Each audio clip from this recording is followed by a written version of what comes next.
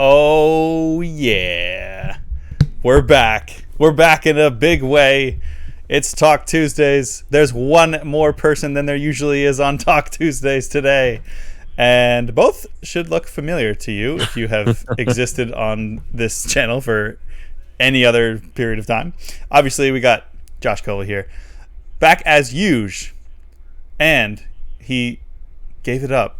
The spoiler of what we're talking about that I've definitely been keeping a secret. We're talking about Chrono Trigger again. And if you watched our last episode with Drew up here, DrewTheDamager, he shared his experience of playing Chrono Trigger, and I'm happy to say I finally played it. And we're gonna talk the crap out of this game today. I am so excited. How are you two doing? As if we haven't just been talking for a long time off mic.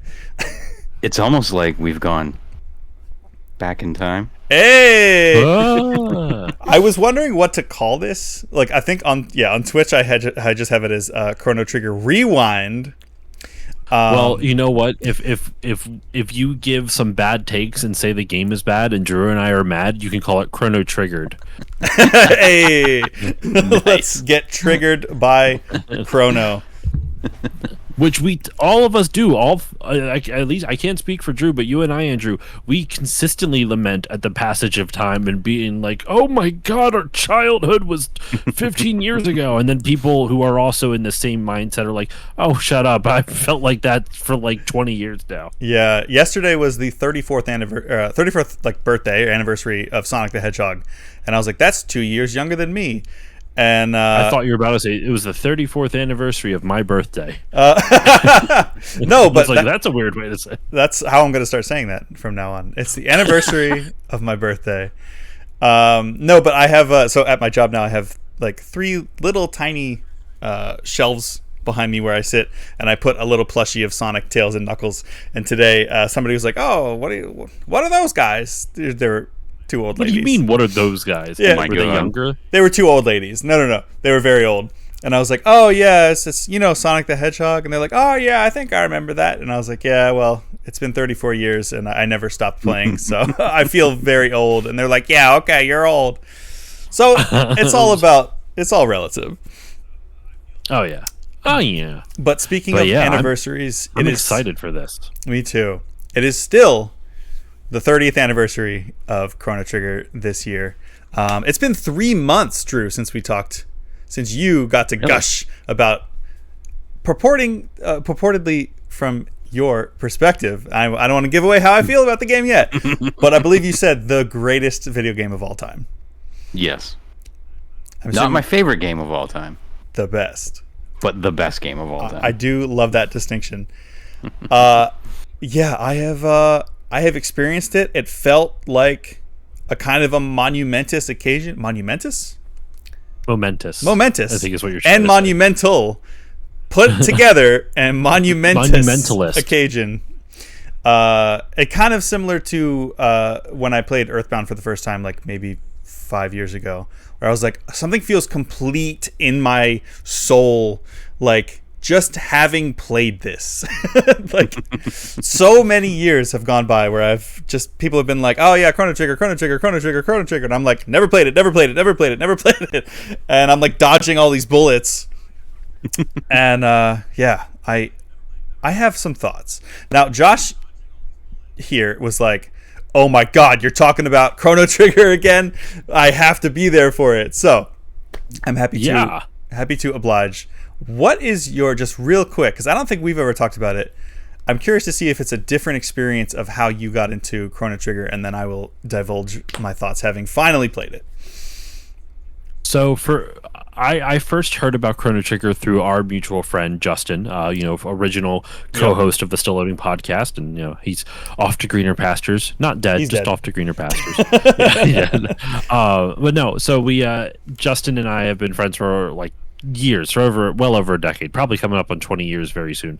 Actually, over 20 years now I think about it. In any case, we both bonded over like video games, and he would talk about Chrono Trigger all the time. Like the games Justin would always bring up as like the best games of all time in his mind were Ninja Gaiden, Chrono Trigger, and StarCraft. Those were the three, and also like Perfect Dark and like GoldenEye and shit, right?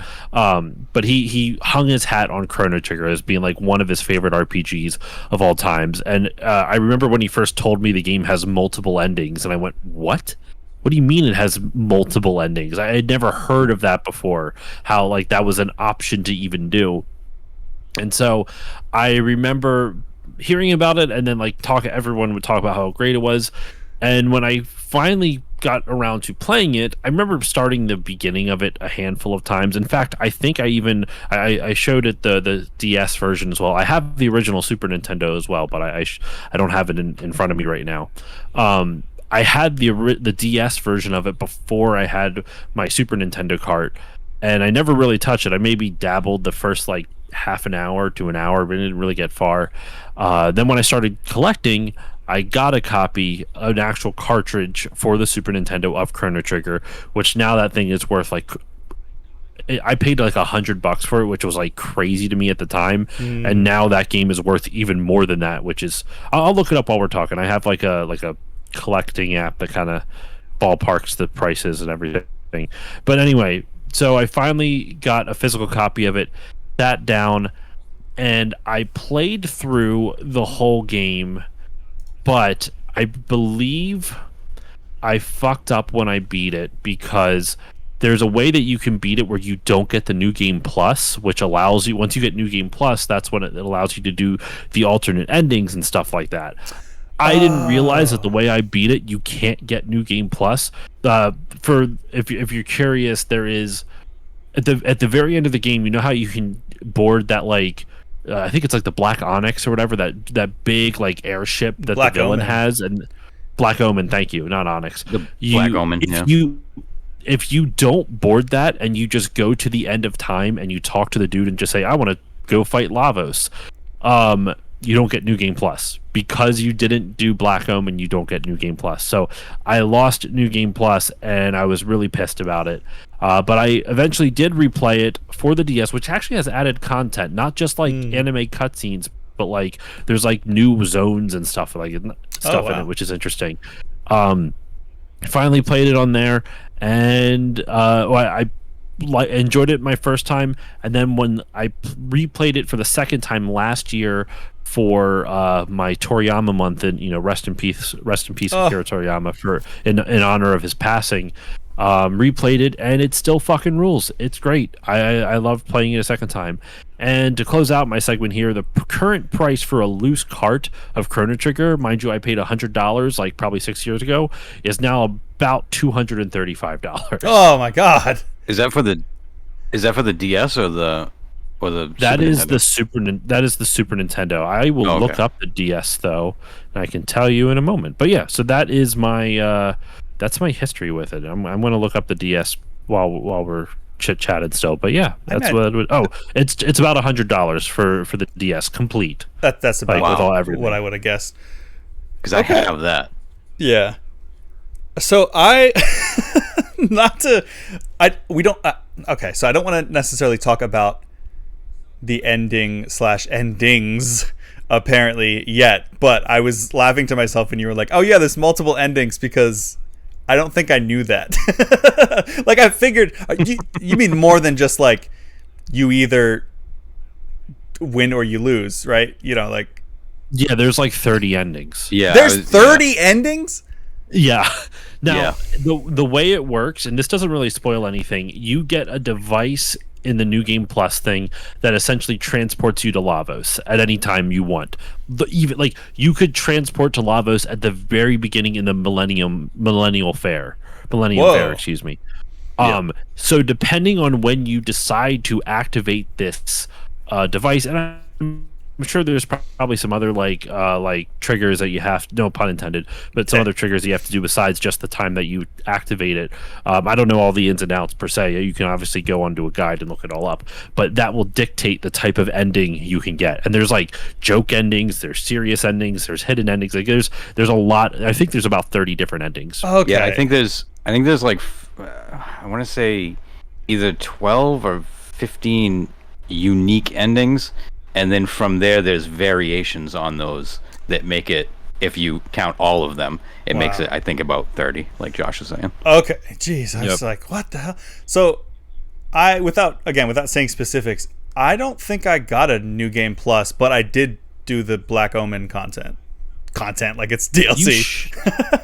You should have been able to get it though. There's usually something that like this is.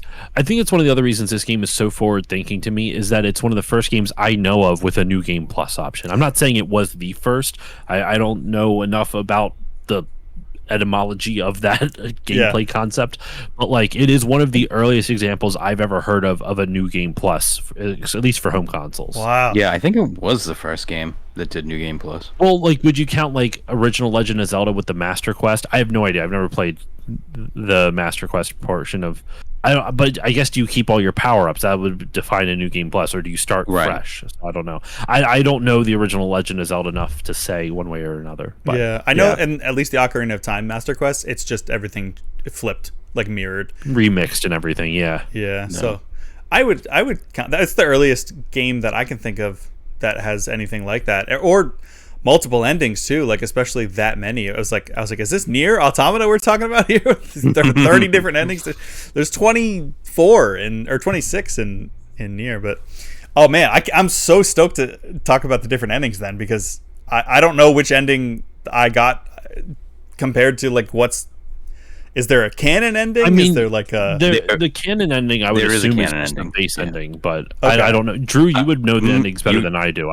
You would be surprised. The canon ending is not the one that most people get. Whoa. Okay. Oh my God, I'm so stoked. Yeah. Okay, let me. And this will be news to me for the endings as well, because like I said, like I played this, but once I beat it, I was like, once again especially doing this for the podcast, and like I fucked it up the first time, so I couldn't do the New Game Plus the first time, and the second time I'm doing it for the podcast, so I'm not going to replay a game that I just beat when I have a bunch of others in my backlog for the show. So I've never been able to experience the New Game Plus stuff. So are some of the endings locked behind the New Game Plus? I think they all are. Oh man. I don't think all of them are. I think some of them are, because you can do different things in your first playthrough that will affect the ending. Yeah, there's only one divergent point that I can think of, but this is also me just having only played it for the first time, so I'm stoked to get into it. I'll just say overall thoughts first. Not to be contrarian, but I really liked this game. I was like, do we start off with I actually hated this game, and that's going to be it for us tonight. No. I loved it. I loved it as much as I loved Earthbound. Like, at having played it for the first time, and much like Earthbound, I feel like I did play it as a kid. Like, I feel like when I play an old game, I don't feel nostalgia for it. Obviously, because I never played it. If I play an old game for the first time now, or in my later years, I don't usually feel the nostalgia. But Earthbound and Chrono Trigger, I feel like I almost unlocked to be apropos, a different timeline where I had played it as a kid, because they're so vibrant and so memorable and so alive and rich with life, that it feels like, yes, I have a misplaced nostalgia, as Josh likes to say sometimes, where it's like, I never actually experienced this as a kid, but I feel like I have, because of the echo that it has, the echo of this experience that is like now around my aura. Like, it's not to be dramatic about it, but like I was really blown away by it. I almost cried at just the intro, like the thing that plays if you let the title screen go too long. Like, isn't it amazing? Yes, I was like, oh my God, what is happening? And I just remember it being so colorful and vibrant. And again, just like, maybe not quite to the level of Earthbound, because that does it kind of almost to a silly level, but it just being like, oh my God, I could touch it. And I'm playing a totally legally backup of my original Super NES cart, but I'm playing like that you deleted after 24 hours but kept the save file. Yes, of course, Right, as everyone does. And then re-downloaded every 24 hours, like a good law-abiding boy. Yep, I sure do. And so playing it on essentially original hardware, not even like upscaled, better graphics DS version or like the newer ports, which I think look a little bit better, and I was still like absolutely blown away. Okay, so let me ask you this: the version that you played, did Frog speak in like Old English? Yeah, he was like okay, so yeah, you got the first localization of it then. Oh, did they change it? Yes, for like they changed later it iterations. Yep, and they changed some of the dialogue too. Oh, interesting. Okay. Yeah. He doesn't talk like that in... You mean, did they update the NES cart, or you mean like in the DS version he talks differently? No, I think in the like a later reprinting of the Super Nintendo like the cart? second run of the Super Nintendo version, and then in the 3DS version, they did they went with the revamped version. Huh. Okay. Yeah, he was like very old-timey, like, what hath thou done? Oh yeah, so you got Which was the awesome. original. Yeah, I really liked that too. That was one of my most endearing parts. I like Frog. Him. I think one of the things that I'd love to hear your thoughts on this, Andrew. I think one of the things that really endears me to this game are, like, obviously every RPG, like, you have to enjoy the characters in order to get absorbed into it, but it's not just that I like the characters in this game. I like how they do each character's story arc, where there's these vignettes that you're kind of more free to explore than like, you don't have to do them. Yeah. And some of them are connected, like Luca's and Robo's are kind of connected. Yeah. And that, oh my god, that one makes me like emotional. Like, did you Robos? Yeah, where you time travel and you leave Robo behind. Oh yeah. To plant the tree. Yes. Yes. To revitalize the plants forest. a forest for 1,000 years. Oh my god. He is just working for 1,000 years, and you come back and he's done all the work. You just see him resting, waiting for his friends to come back to get him. Yeah. Oh, I like my that god! one a Like, I lot. get it, and also like with Luca's story. Oh my god! I mean, just, I guess, in case anyone watching this, there will be spoilers in this. Yeah. I don't know how you want to organize this, Andrew. So feel free to cut me off or change the conversation to if you want to change the topic in a specific order. But like Luca's thing where you have a chance to like save her mom, type of thing, which you can do. You can save her, but I always forget what it is. I fuck it up. Did you save her, Andrew? I did. Nice. Yeah. Very good. So yeah, I would love to talk about these like in the chronology of like the game. Like, I'm just gonna go through like my notes, and that can spark whatever talking points it does. But I kept notes as I played through the game, so it'll more or less go through the whole story of the game. So for people who have only played like the beginning of the game, you'll be safe for a little bit, and then we'll just get through. But we are going to talk about the endings, plural, apparently. So fair warning for a 30-year-old game that's like one of the most popular games of all time. If you don't want that spoiled, there was so much that I was like, I have no idea how there were some things that I knew, but I mean, if you go back to our old episode, when I was talking with Drew, I was like, I know there's time travel. I know it's Toriyama. I know a couple of the songs, which I'll reiterate one of my stories about the songs. And I know like some of the boss names. Like, I knew about Magus because I've seen him, or I don't know if it's Magus. I don't know how it's actually supposed to be pronounced. Because I always said Magus. Okay. What's up, Parallax? Welcome. Hey, Parallax. I had a remix of his theme in my my version of Step Mania that I played back in the day, which was like custom DDR. Oh shit! And I was Nice. like, "Yo, Yeah, his yeah, theme is yeah. awesome!" And I can't wait to get up to that. And it kind of slapped a little bit more than the original did. So I knew very little about it, and I was and I knew that like Frog was a guy who got turned into a frog. But every like major story beat, I was like, "Yeah!" Because I was somehow didn't I had barely anything spoiled for me. It's amazing that you got this far and never had anything spoiled. I know. I just never like. It's just one of those games that just like shoot right over my head. I just never. Or if I'd learned something about it, it was that I didn't know what context, to put it in because I had never played the game. Mm-hmm. But yeah, like the intro. Kind of, I want to call it an attract mode, even though that's an arcade term. Like the main menu theme, going through like little snippets of the game, the music playing, that main track, which I think is Memories of Green. That sounds right. Incredible soundtrack, by the way. Like Yoshinori Mitsuda, I believe, is the composer for it, if I remember correctly. Well, Yeah, it was Matsuda. Mitsuda. Yeah. But Uematsu like worked on it as well, right? Well, do you know why Uematsu had to work on it? Had to work on it? No. Had to work on it. Yeah. Oh, it's Yasunori Mitsuda, not Yoshinori. My apologies. Yes, Yasunori Mitsuda. So this was Mitsuda's first ever like primary composing credit. But, he's gone on to do a bunch since, but at the time this was his first primary composing credit. Excuse me. Well, and I think I don't know if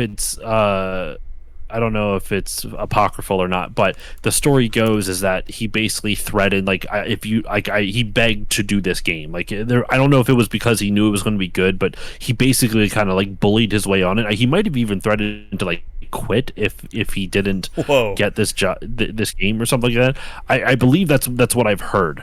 But the actual reason Uematsu had to step in, he worked himself so hard he gave himself stomach ulcers and hospitalized himself. Jeez. I've actually heard that story too. Yeah. Oh my God. I believe that one is true. I don't know about the one for him getting onto the Chrono Trigger development team initially, but he really pushed for it. He got it, and I mean, god damn, is this one of the best soundtracks of all time? Like, I'm not even saying that hyperbolically. Like, yeah.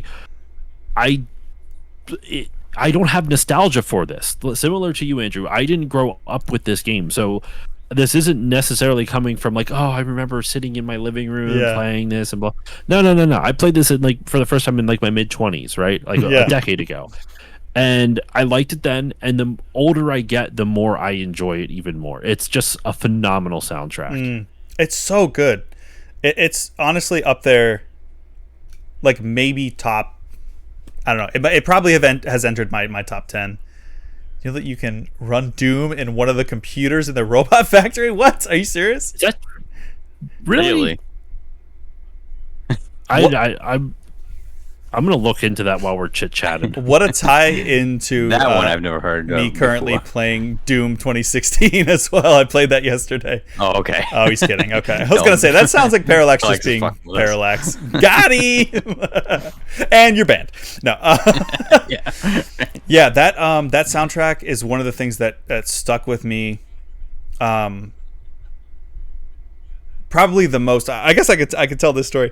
So I had the Secrets of the Forest, I think is the name of the track, like the song that plays when you're in the woods, which by the way I thought was going to be a lot more significant of a song than it actually was because of how it was presented to me. Enjoying the conversation very much. The soundtrack is amazing. Yeah, glad to hear. Relax. I'm gonna get gushy for a second here. Sorry, not sorry. You shouldn't be sorry. Let's fucking go. You're in the right company. When I first, almost 3 years ago to the day, when I first like connected with Palisa, we had known each other for like several years, but this was our first like one-on-one hangout. We went to this rooftop bar, which we now go to every year on the day, and we had like the most like I this word gets thrown around a lot, but it was magical, like connection, like where we were like, oh, every single thing that we want in life is lined up, and a partner is lined up, and goals and everything, and we're like, what the fuck?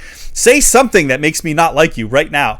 And it was just this incredibly profound experience, and obviously, like I said, it just happened almost to the day. It was June 15th.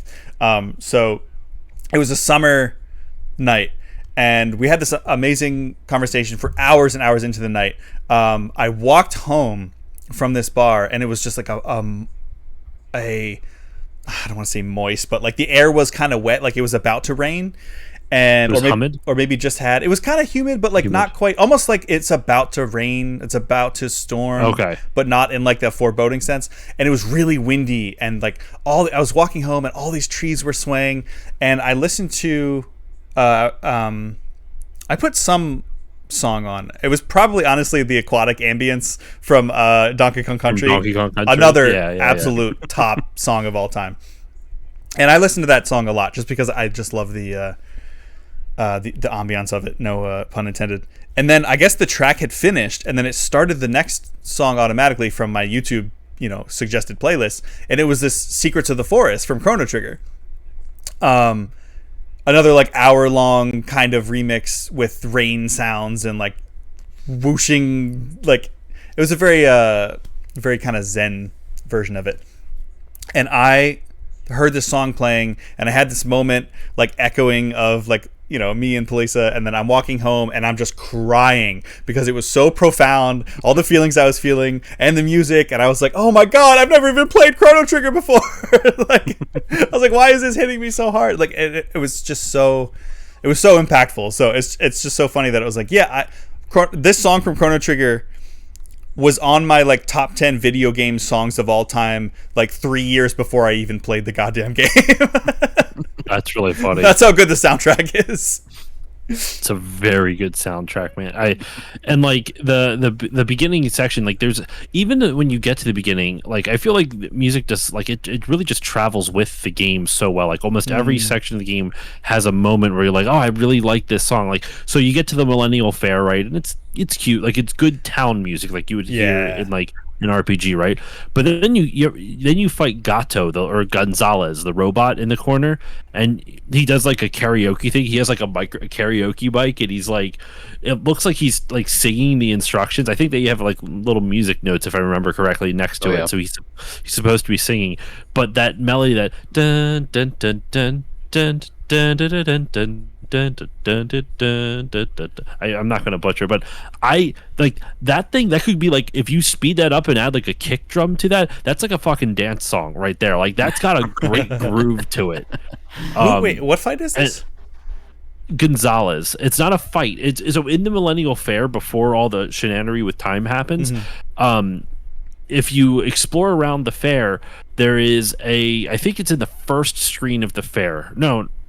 First, it might be the second screen, because there's like there's like two screens. There's like the main section where the race is going around, and then you go up one screen and there's like another section, if I remember correctly. Yeah, it's in the second one off to the on the left-hand side. Upper left. Yeah. Oh, I guess I didn't explore enough. I never fought this guy.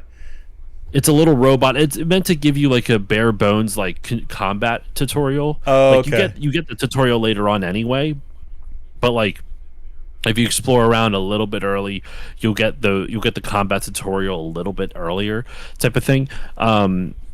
So when you talk to him, he'll like sing, and the music is really good. It's like that dun dun dun dun. Dun, dun, dun, dun, dun, dun, dun, dun, dun, dun. If I could play it for you, I totally would. But it's phenomenal. Yeah, the atmosphere, just from the get-go, is stellar in that game. Like the music, the atmosphere, you immediately get a sense of like, this is so, like, one of the things I wrote down is that everything is so Toriyama.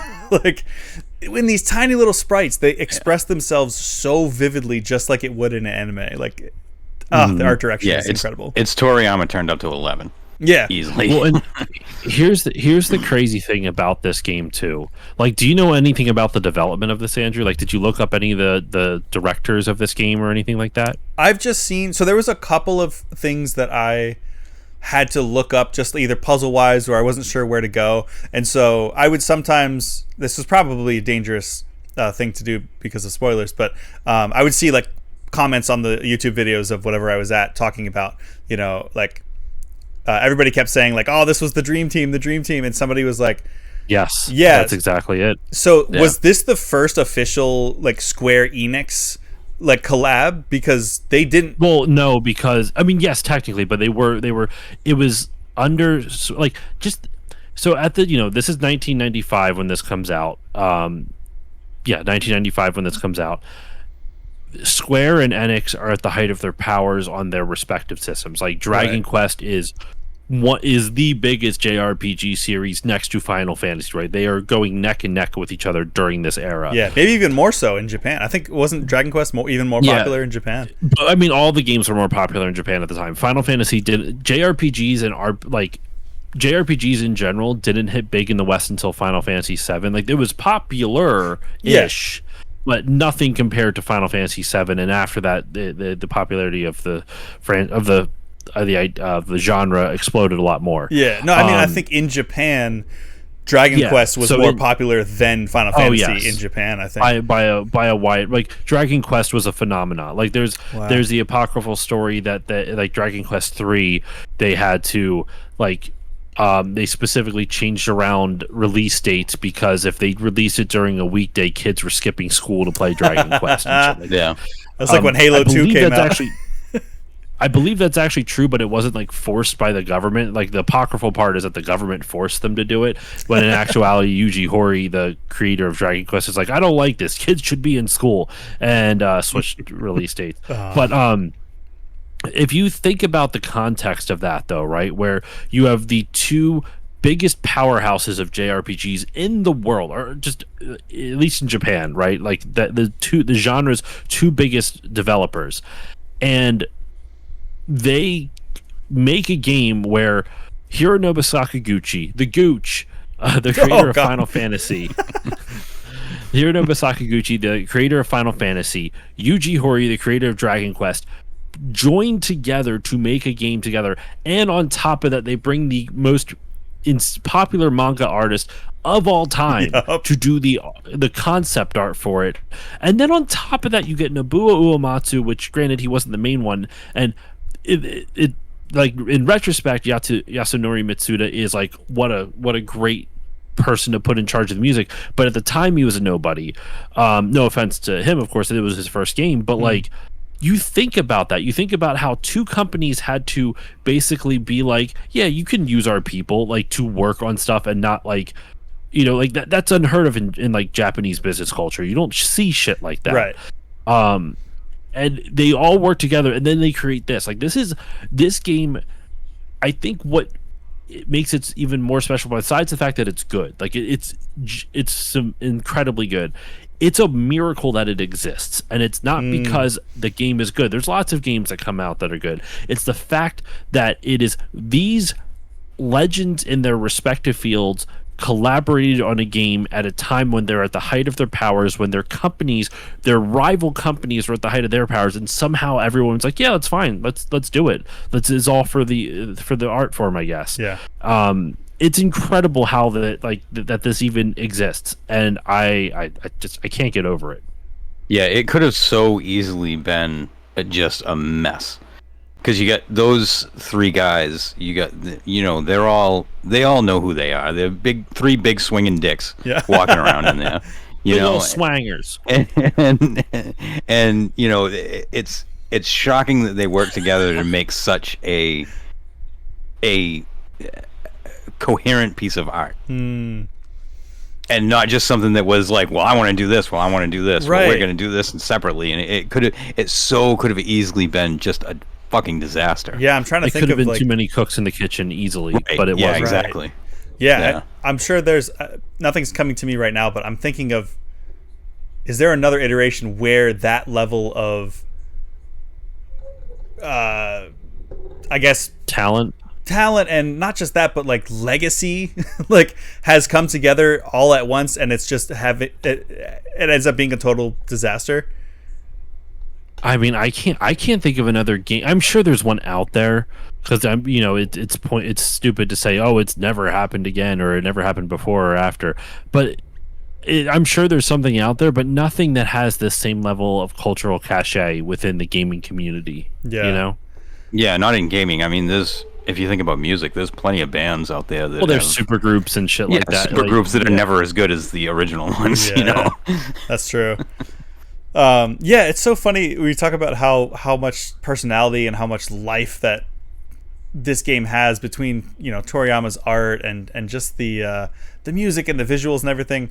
I actually found like my first gripe of the game actually is the other side of that coin, which is I know this was the style of the time. I hate that Chrono doesn't speak. And it just makes it, I know that's the thing, it's supposed to be the self-insert character, but it's like I've never really liked that, but I think I hate it the most in this game because everyone else is so rich with life, and then you have Chrono who's like, I exist. Yeah. Like, what is his personality? Like, we don't really get that much of his personality, but I want to know. You get a little bit from the dialogue of like, oh yeah, like we'll do this for Chrono, like he's trying to whatever, hinting at some stuff that happens later, but like, he's always there for us, and you're like, oh okay, is he? And it's also the thing where it's like, is this like Zelda where it's just understood that he talks but he just doesn't in the video game, or is he actually just silent? It's funny, we were talking about alternate endings. One of them I just realized because I was saying, oh, I think you need to get that special object in the new game plus, but you're right, Drew. One of the ones is that if you choose to help Chrono or not, and I won't say what it is until we get it, just like you said, because you can choose not to and go fight Lavos. Yeah, that's an option. You don't have to. I think I know what you're talking about, and I think that's the point where I thought there was the only like divergence of story. So to hear that there's that many more endings is wild. I thought you were gonna say like, I might be wrong with 30. There might be 12, but it's like I looked it up. There is a list of Chrono Trigger endings according to chrono.fandom.com. There is 1, 2, and then in the second ending, in the second ending, there's like, there's bad ending, then there's ending number 1, and it has 1A, 1B, 1C, 1D, and 1E. Then you have ending 2, 3, 4, 5. There's technically 12 different endings and a 13th one that was added in the DS and mobile versions. Ooh. Okay. So it's just that the second one has like a 1A, 1B, or sorry, the first ending has a 1A, 1B, 1C, 1, depending, I guess, what you do in the game. Okay. So yeah, there's I apologize, there's not 30, there's 12, 13 if you count the DS version. That's still a lot, especially for the time. I thought you were gonna say there's an ending where he talks. And I was like, wait, what? he just comes out and like smoking a cigarette. Hi, I'm Video Games Chrono. See, I thought that's where Josh was going with that, because there is one ending where he has one line of dialogue. Really? Yes. Yeah. Yeah, I don't know all the endings, so. Ooh, okay. Well, I want to know this when we get there. I thought there was... Shut up, Parallax. There was 34 rules. There certainly are, and I bet for this game that goes double, because everybody is so damn attractive in this game. Okay, so yeah, I talked about the music and atmosphere. Yeah, the sprites themselves have so much personality, and even in the storytelling of the worlds, like we don't have to go like it's scene by scene because we're already 45 minutes in, but one of the first things I noted about the storytelling of the world is when you get to the future, which is like so sick. Like that was, I think, the final nail in the coffin, Drew, for me to play it, was when I was watching you stream it one time, and it was like this desolate post-apocalyptic world, and I was like, you're telling me there's Mad Max in this game as well? Yep. So you get there, and like the flickering like halogen lights of like the underground bunkers and stuff. Oh my god, like there's so much to the visual storytelling of the world, or even just in the dialogue. Like one of the things that again makes me like think about Earthbound is just what they do with the dialogue. and not just like the writing, but like when you're in the future, they have those pods that recharge all your energy and heal you, and they add a little bit of text at the end that's like, but you're still hungry.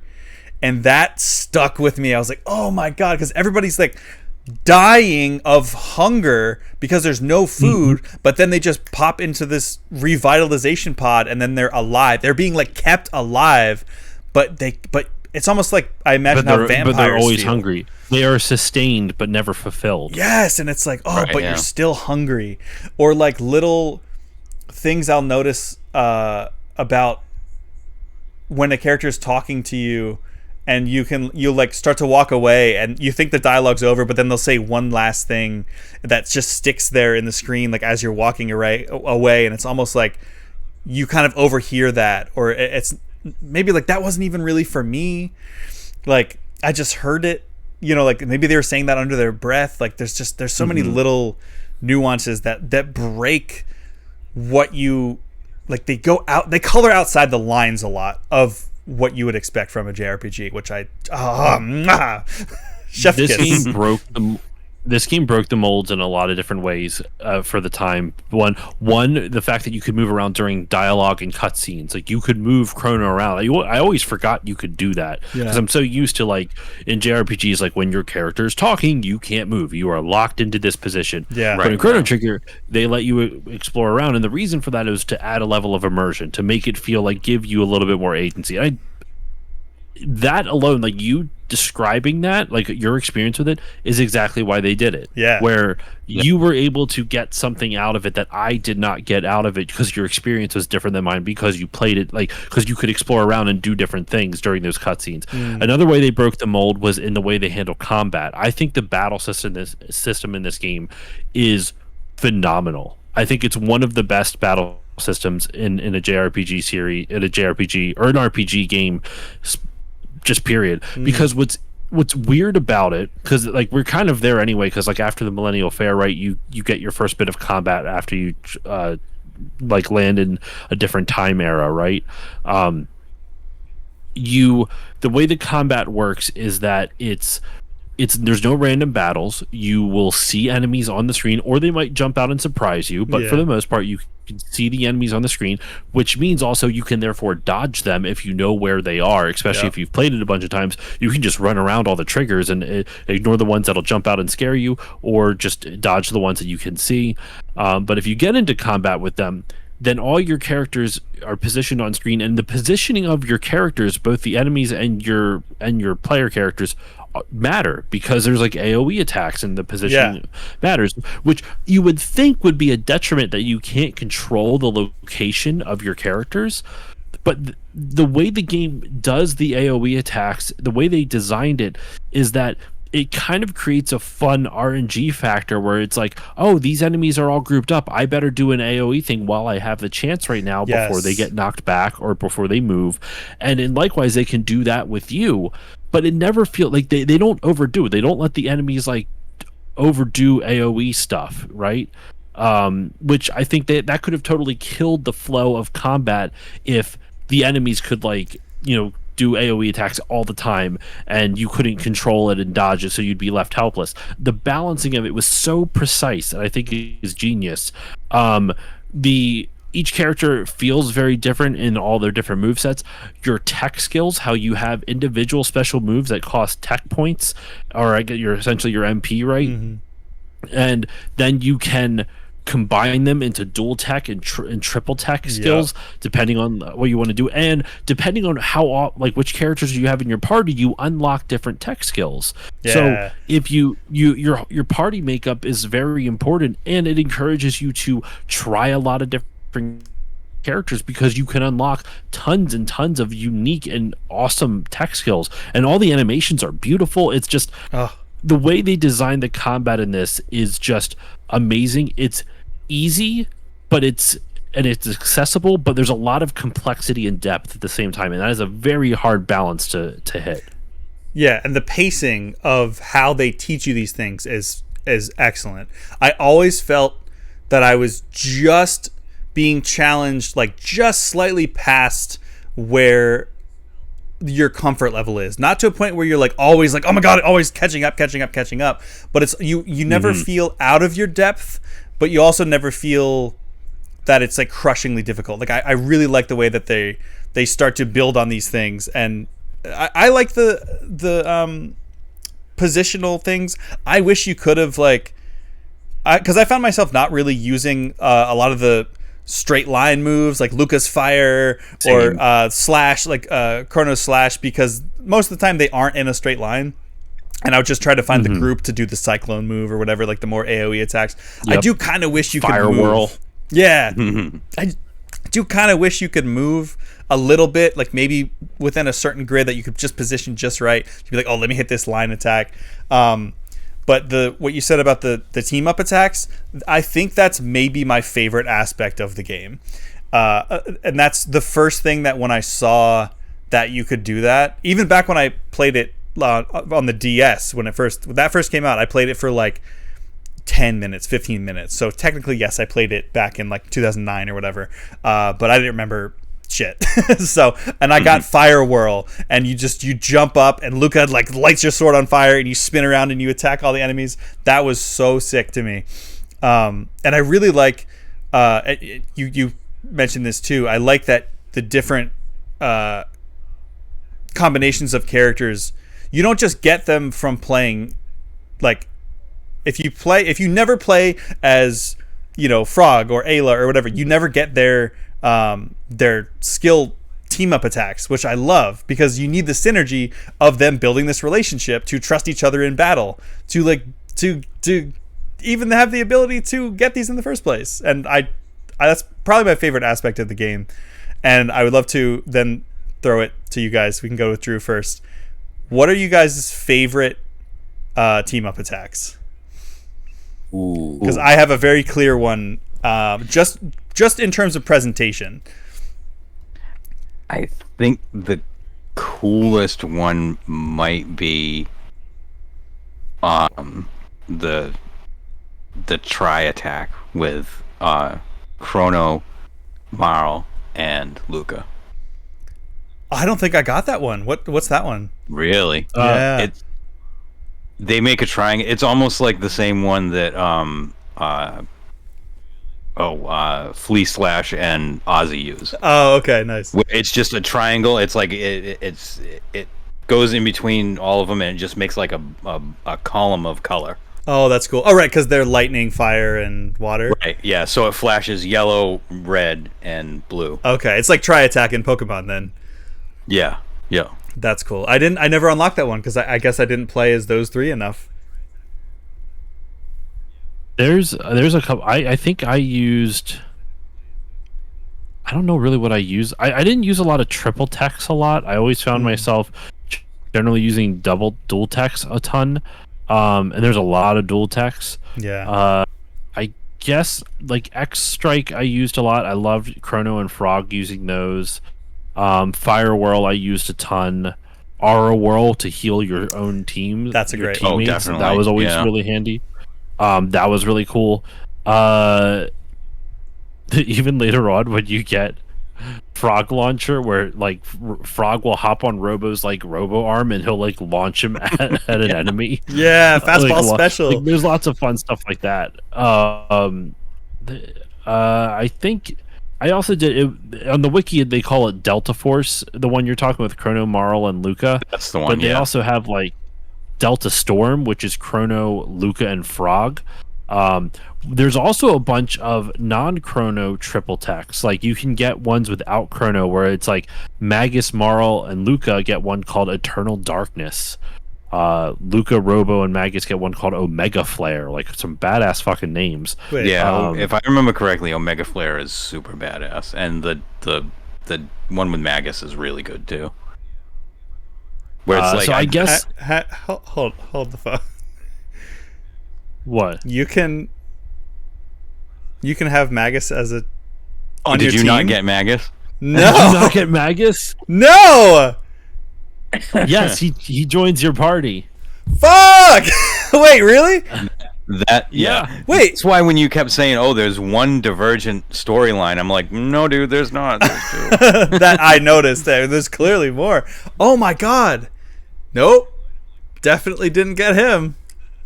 We'll get there though. Isn't that crazy to think that like your first experience playing it and like wildly different from my own, right? Yeah. Wildly different. Think about how far apart these two games are, but it feels like the first time I played like Heavy Rain, and I'd talk to people and be like, "Oh, what ending did you get?" And they'd be like, "Oh yeah, well I did this, I fell off the thing, I got shot, and my guy died." And I was like, "Wait, what?" Because I went over here and did this thing, and then this girl came and whatever. Like, so wildly different. And that was like 2000, I don't even know what, 8, 9, 10? 2008, 9. I mean, to be fair, Heavy Rain has a lot more variables with outcomes, but yeah, like it's crazy. Like on a base playthrough, how different all this can be. Right, but we're comparing like PS3 to like Super Nintendo era. Like Super that's Nintendo. So right? funny. What the hell? It's crazy. Well, I gotta know how that even comes about, but we'll get there. Did you have a favorite, Josh, or were you just? Not really. Okay. I was always bad because my go-to party, which I don't know if you want to use that as like another talking point, was Marl, Frog, and Chrono. Those were like my big ones because Marl was the healer. Frog and Chrono just did all the damage. I was never a big magic user, but because of that, there's really not a lot of techs that you get with those three. Yeah, I remember correctly. I think that's who I beat it with. Was those three. And I'm trying to see Chrono Frog, Chrono Robo. Let me see, Chrono Marl. I'm trying to. So Frostar, Chrono, Marl, and Frog can get together, which I never got. I guess it's because I didn't get enough of their individual texts. Because like in order to get some of these texts, you have to get previous texts prior to that. Right. So I guess I just didn't. I wasn't a high enough level, or I didn't get it in the right way, or something like that. That one's sick. Some of them. Also, some of them you have to get a specific item. Oh, really? Yeah. Okay, because I wondered why certain ones, like I'd switch up my party a ton, especially after a certain point in the game when you can switch Chrono out. I would use different layouts a ton, and I was like, why am I not getting their moves? So that makes sense. What's up, Shadowed Mage? Hey, Shadowed. There's, I want to say maybe like 4 or 5 different triple techs that you can only get if you have a certain item. Okay.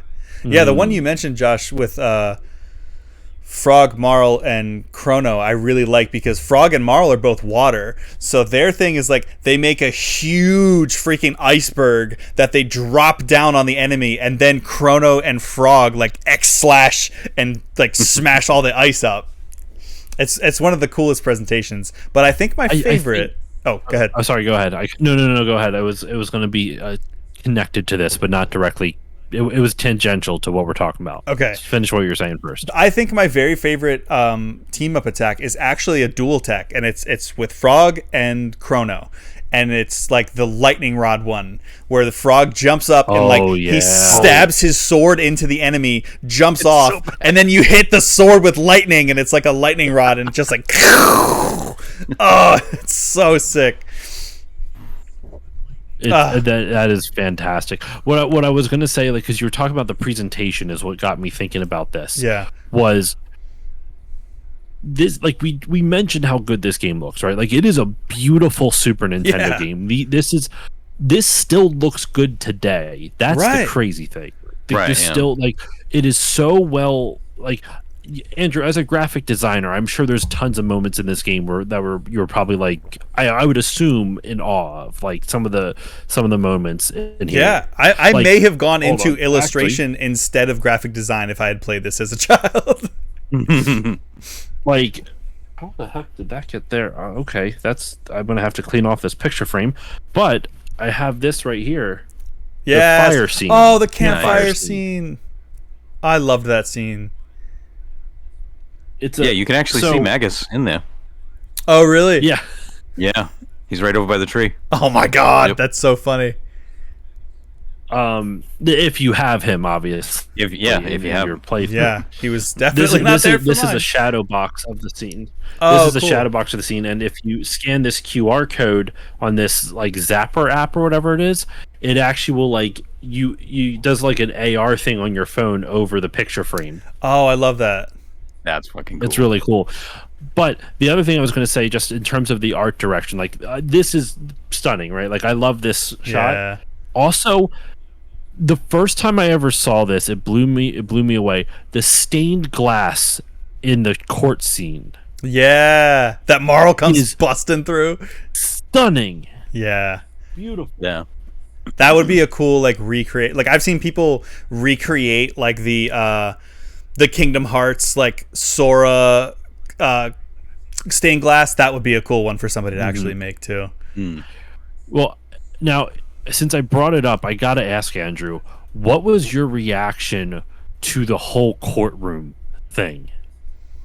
With The whole courtroom scene, Marl's with dad? trial. Yeah, like before, like because Chrono gets put on trial for after you rescue Marl from the past and bring her back to present day. You Right. get put on trial. What did you think? Like, did that surprise you at all? Like, that to me, like I'm always curious about people's reaction when they first get to that scene. So you're talking about when Chrono's on trial or when the King's on trial? When Chrono is on trial. Okay. Yeah, when Chrono's on track. I don't know if I feel strongly one way or another. I was like, oh, okay, Really? so there's some evil, there's some corruption going on. It felt a little bit. Well, no. The thing how it's judging your actions from earlier in the game. Oh yeah. Yeah, that was really interesting. How it was like, so I got, I had one person, I think, call me guilty. Or wait. Woo. My mic. I think it was either there's 5 people that come judge you. Something like that. And- It depends on how many things that you do in the Oh, okay. in the It was- Millennial Fair. It was split. I think there was like 4 and 1. I forget if it was 4 guilty and 1 not guilty. But I think I'm trying to remember what I did. There's so I did try to sell her necklace because Yep. but I didn't realize until, and maybe this is what you're alluding to, it was kind of, I imagine, unheard of at the time for the game to judge you based on these very seemingly innocuous yeah. little RPG Yes. tropes. Like they'll yell at you for eating food off the table that is just there. You know, it's like, it's a video game. Yeah, I can eat this. And then they're like, oh, this guy ate my food. Or he tried to sell my this priceless heirloom. That part is super deceptive because in every single JRPG ever in history, when you walk up to something, you press A, and it will tell you more about it, or you'll be able to pick it up, or something like that. And that you press A, and he just eats the sandwich. Yeah. And the dude in the trial, the dude is like, he fucking ate my sandwich. He just walked right up and he ate my food. Yeah. It's so funny. The inhumanity. Yeah. There's also, when you bump into Marl, do you talk to her first or do you go get the necklace first, type of thing? Yep. Oh, You know? I think I talked to her first. Which is the right thing to do if you want to, if that's because if you talk to her first, then it's like, oh, you care more about her than you do about a piece of jewelry. type of thing. Yeah. There's that. There's don't eat the dude's lunch. There is return the cat to the kid. There is when Marl is shopping, you have to wait for her to be done shopping. Okay. If you talk to her before she's done shopping, they're like, "Oh, he's impatient" or something like that. Wow. I definitely did that. Yeah. And well, because they do it long enough where it's like, all right, what am I supposed to do? Because once again, like, I think you nailed it, Drew. Most games would be like, all right, talk to the person again now that they're done. But this game wanted you to literally wait. Yeah. Just bonkers. Like, what a gutsy thing to do. And it makes you, or at least it made me, like, somewhat more aware of everyone I would talk to. Like, it made me talk to everyone twice so that I didn't miss any dialogue, because sometimes people will say 2 different things, and sometimes you'll talk to somebody and they'll be like, oh, it's a really cloudy day, and you'll talk to them again, maybe by accident, and they'll be like, so here's some cool deep lore that I'm going to drop, and I'm also going to give you this awesome helmet that has like +10 magic defense just for talking to me twice. I don't know if that's a real thing, but stuff like that happened a lot, and I was like, oh, sick. Like, They do a lot of like breaking the mold, coloring outside of the lines. It made me like realize that there is more to like not quite. I don't know if I'd call that fourth wall breaking, but it's like fourth wall like groping at the very least. Like they start to play and tease a little bit with like I think about in the future when it's like, okay, nobody make a sound. Or else if you do, the fish people will come out and attack you. And it's like, okay, so you're going down, you see like the little can next to the water, and you're like, okay, obviously avoid the can because if I step on this, it's going to kick the can in the water and I'm going to get attacked. And then you go and there's like a cat. Yeah, you go and there's a cat and you're like, okay, let me go around this way to not, because I know from talking to the cat in Chrono's house that the cat meows. If the cat meows, I'm going to get attacked. And then you go down and you're like, oh, okay, finally, I found the save point. And you go to the save point and it goes bling, and it blings just like every other save point in the game. And the sound of the save point activating gets you attacked by the fish people. It's so awesome. You know what's funny, Andrew? I don't think that ever happened to me. Really? No. I was so mad. I was so mad in a happy way. Wild. I definitely fell for it. I didn't know that was a thing. I did the exact same thing. I was like, okay, don't kick the can, don't pet the cat. I'm like, okay, avoid this, avoid that. Okay, we finally got through this section. Great, awesome, this is a save point. Let me save it now so I don't have to go through all that bullshit again. And I hit it, and yep, all the fish people come. I was like, God damn it! I hate this, but I love it. I know. And that's like kind of almost boiling down the essence of like why this game is so resonated with me so much, because it's like it's not just within the context of every other JRPG ever. You're telling a really good story, which it very well could have been, and it still would have been a great game, but it's the little moments like that that really go outside of what you would expect, even this many years later. I think there's a reason why two of the most revered RPGs of all time came out. I shouldn't say there's a reason, but I think it's interesting. I should say the reason. It's interesting how two of the most revered RPGs of all time both came out on the Super Nintendo, Earthbound and Chrono Trigger, and they both handled gameplay in very unique and different ways, and also brought new ideas that honestly really haven't, like Chrono Trigger has been replicated more often than Earthbound. Like I would argue Sea of Stars is a love letter to Chrono Trigger and Secret of Mana and stuff like that. Yeah. Which I've not played Sea of Stars. I just, from everything I've heard, it's a love letter to that genre. Just kind of like how the Sabotage Studios, the people who made it, their previous game, The Messenger, is a love letter to Ninja Gaiden and Super Metroid and Metroidvanias and stuff like that.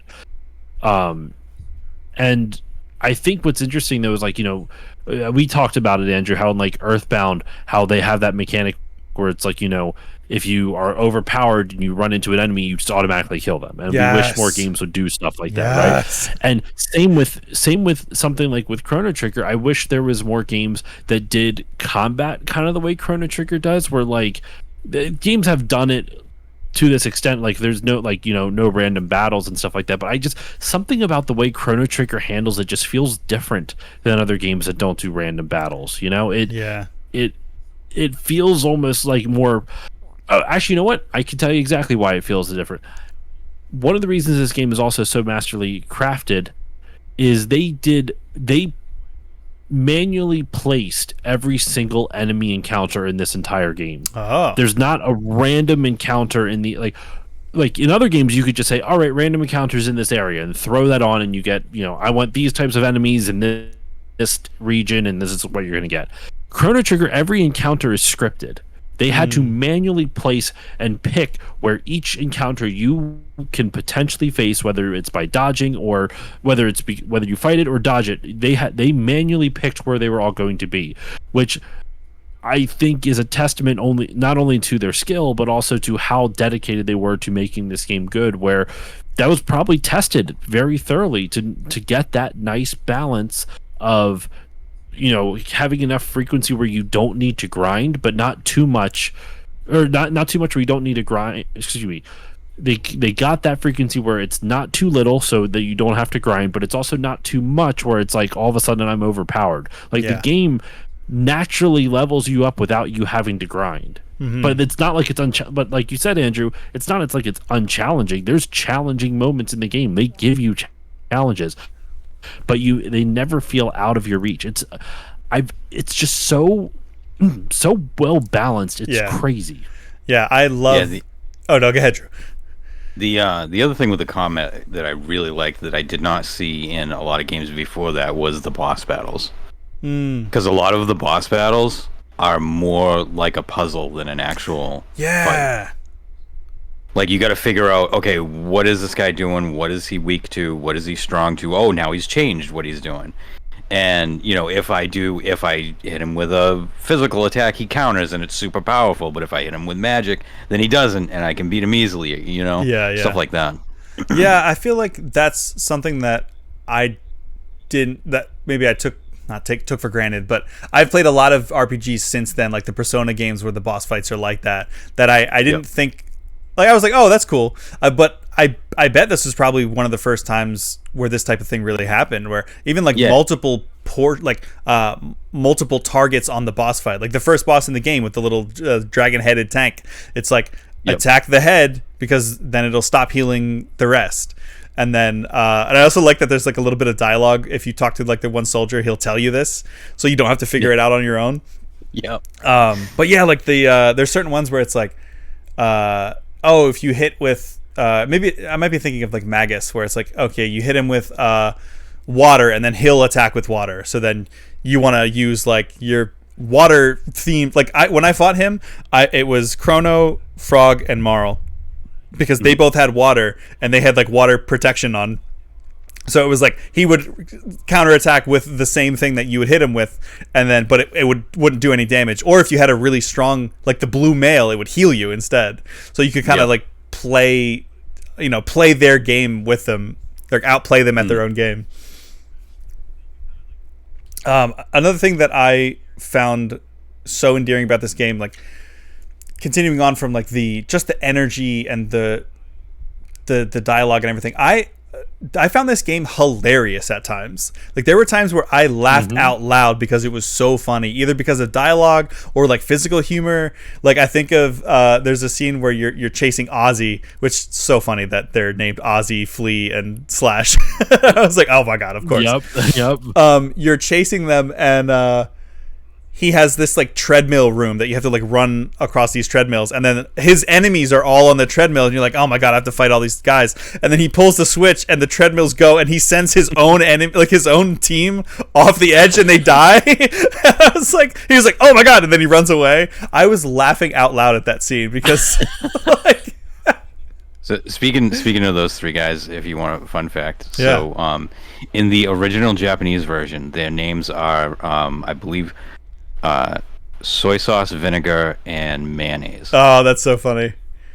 And classic Toriyama naming them after food. Oh yeah, that's super Toriyama. Yeah. But when Ted Woolsey did the localization, he was like, well, that's fucking stupid, I'm not using that. Oh my god. So he went Ozzy, Flea, and Slash.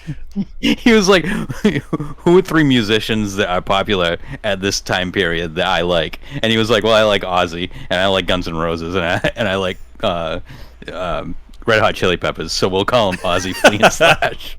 I love that. Yeah, that's like half of the Guilty Gear cast being all named after like, or references to like classic rock or classic metal. Like there's a character called Testament, there's a character called Zappa, there's a character named Axl Lowe instead of Axl Rose. The main character, Soul Bad Guy, which is just hilarious that his name is Soul Bad Guy, has like a plate across his headband that says like rock you, like we will rock you, and his name's Frederick, like Freddie Mercury. Like right, yeah, I love stuff like that. Although the difference here is that it was Japan who did all the American references. Yeah, I love that Ozzy, Flea, and Slash. That reminds me of like it's so funny how arbitrary that was too. He was just like, these are popular right now, and it makes me think of he just completely pulled it out of his ass. It makes me think of like Tony Hawk when he was coming up with names of tricks, and he came up with this vert trick, and he named it something, and everyone was like, I never remember that. And someone was like, oh, you have to name it after something like popular. So he named it the Madonna, and that's why that trick is called the Madonna, because he's like, oh, really she's popular right now, because it was like the 80s. All right, what else? Holy shit! Sorry, some breaking news. Zoran Mamdani appears to have won the New York mayoral race. Oh, hell yeah. Really? I was rooting for him. I like that guy. Well, it's not to. I know this is a complete left turn, but I just got an update on it. Andrew Cuomo conceded just a couple minutes ago. Good. Shit. To Zoran Mamdani. Yeah, that's crazy. Nice. That because everyone was thinking it wasn't going to be a progressive winning that. It was going to be a Democrat establishment. That's crazy. Anyway, sorry. Back to Chrono Trigger. Just thought that was some cool news. Way to forever timestamp this conversation. What are you talking about? It's not going to be the date that you always include on every single episode title anyway. Yeah, I definitely don't do that ever. So my next note, so I said team attacks! ! I've always wanted these. I want more games to do team attacks like this game. My next note is, and you can tell where I am chronologically, is, I guess we're playing F-Zero now. Yeah. All of a sudden, randomly, you're racing this dude in the Mad Max desert with I don't know what you would call that, like a speeder, like a Star Wars speeder, basically, or an F-Zero like car. that. Like, I was like, oh, okay, this is sick. So that's, what is his name? Johnny? Something like that. It's I believe it's John Travolta from Grease. Oh yes, that's it. That's how it is in my head. Could you imagine? That's so funny. So obviously around this time I was playing. It was in the future. I had just met Robo, and my next note is just a bunch of crying emojis, and it says the other robot's beating up Robo. I was so sad at that part. Do you have anything on Robo's theme song? No. Oh, yes, I know where you're going with this. No, I don't think so. So I would say that this game about time travel is living proof that time travel actually exists. Okay. Because this game rickrolled us. You should have before. You should have laid into it. Don't lead with that. You should have spun, this game's never going to give you up, Andrew. It's never going to let you down. It's never going to run around and desert you. Robo's theme is a very clear ripoff of Never Gonna Give You Up. Really? Oh yeah. Yeah. Listen, go to I gotta go YouTube listen and to listen it. to them back to back. Yeah. That's so funny. No, I didn't pick up on that. I was probably too busy crying because he was so sweet, and then the other robots are like, "You're a defective," and he's like, "I just want friends," and I was like, I just want friends too, Robo. I do. Robo is such a great character, man. Like it really kind of like, it's funny. I have a bonus episode coming out soon. I talked to you about it the other day, Andrew. That like AI book or whatever. It's not a book written by AI, just to be clear. Right. It's I interviewed an author who was actually a former Commodore 64 game designer from the 80s. He wrote a book called Singularity -12, which is like, what if it was the Dirty Dozen, but instead of like rogue soldiers is rogue AIs who are like sentient but not sentient type of thing. So it kind of explores it, like, what does it mean to be sentient, and can an AI become sentient, and will the singularity hurt us? It doesn't really dive too much into generative AI, but it's more kind of along the lines of just like AI that could become sentient type of thing. And Robo kind of ties in with that a little bit. Like he talks about not quite understanding feelings, but he kind of does. And by the end of the game, like, they never clearly state like Robo has feelings, but you know Robo has the feelings. Oh god, not to bring back Nier again, because I will shoehorn Nier into every conversation I possibly can. There's a lot in both of those games about like, what does it mean to be human, and there's a lot of like most of the cast of those games are not human, and they're trying to emulate humans. Even the enemies in like the robot enemies in Nier Automata try so hard to emulate humans, and maybe it's because of that, but every time Robo was talking about like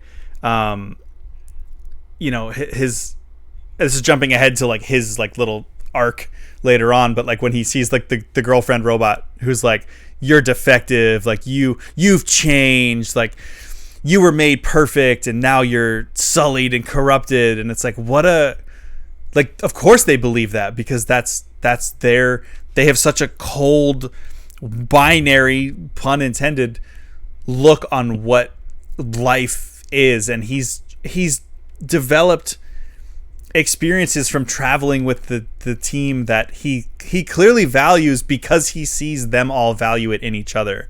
Like I forget what he specifically says, but there's a line of dialogue that's like something about how he's like, I've learned more about living and life and love than I ever could have here. And it's just like, it's just so triumphant, and like, he's one of my favorite characters for sure. I love what they do with him. And maybe because I keep forgetting that this was 1995, this was probably the first time we got this much depth from a robotic character in that way.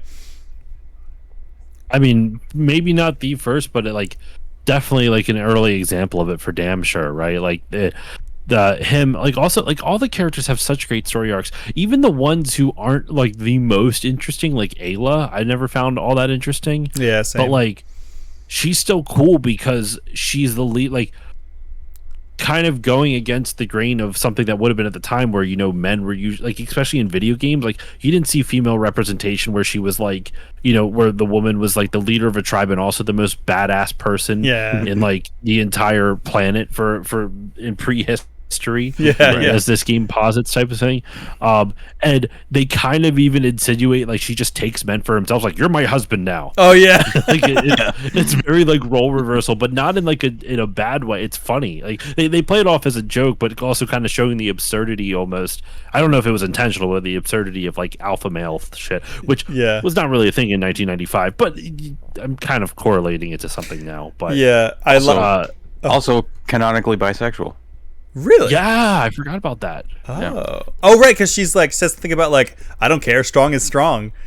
Yeah, she's like, I like men, I like women too. Yeah, she's like, as long as you're strong, who cares? And that's, I like that. That's why she follows Chrono, because she's like, Chrono strong, Ayla like Chrono. He's a boy. Yeah, exactly. Yeah, she likes whoever's strong. On Pride Month. Right, Ayla's a cool character. Like all the characters, even if they don't have phenomenal backstories, if they're not a robo or character arcs, maybe even if it's not backstories, even if they don't have like interesting backstories or character arcs, they have fun aspects to them. Like Frog's story is beautiful. Oh my god, I love Frog's story. It's so beautiful, and his music is awesome. Yeah, I like his theme. Frog's theme is great. Yeah, I don't think there was a single song that I disliked in this game. There's maybe one.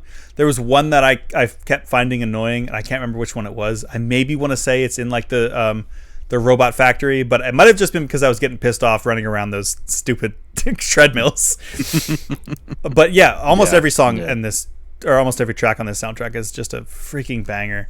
I do wish we got a little bit more with Ayla. I found myself relating more to, so we're getting into Ayla now. We're getting into the 65 billion BC or whatever it is. I was like, so we do the future one. We do the Mad Max future with robots and decrepit buildings and just disgusting sandstorms and tar pits and stuff. And then we go to like dinosaurs and like you're flying around on pterodactyls and fighting giant T-Rexes. I was like, this is everything that every 90s kid, every 90s boy could ever want.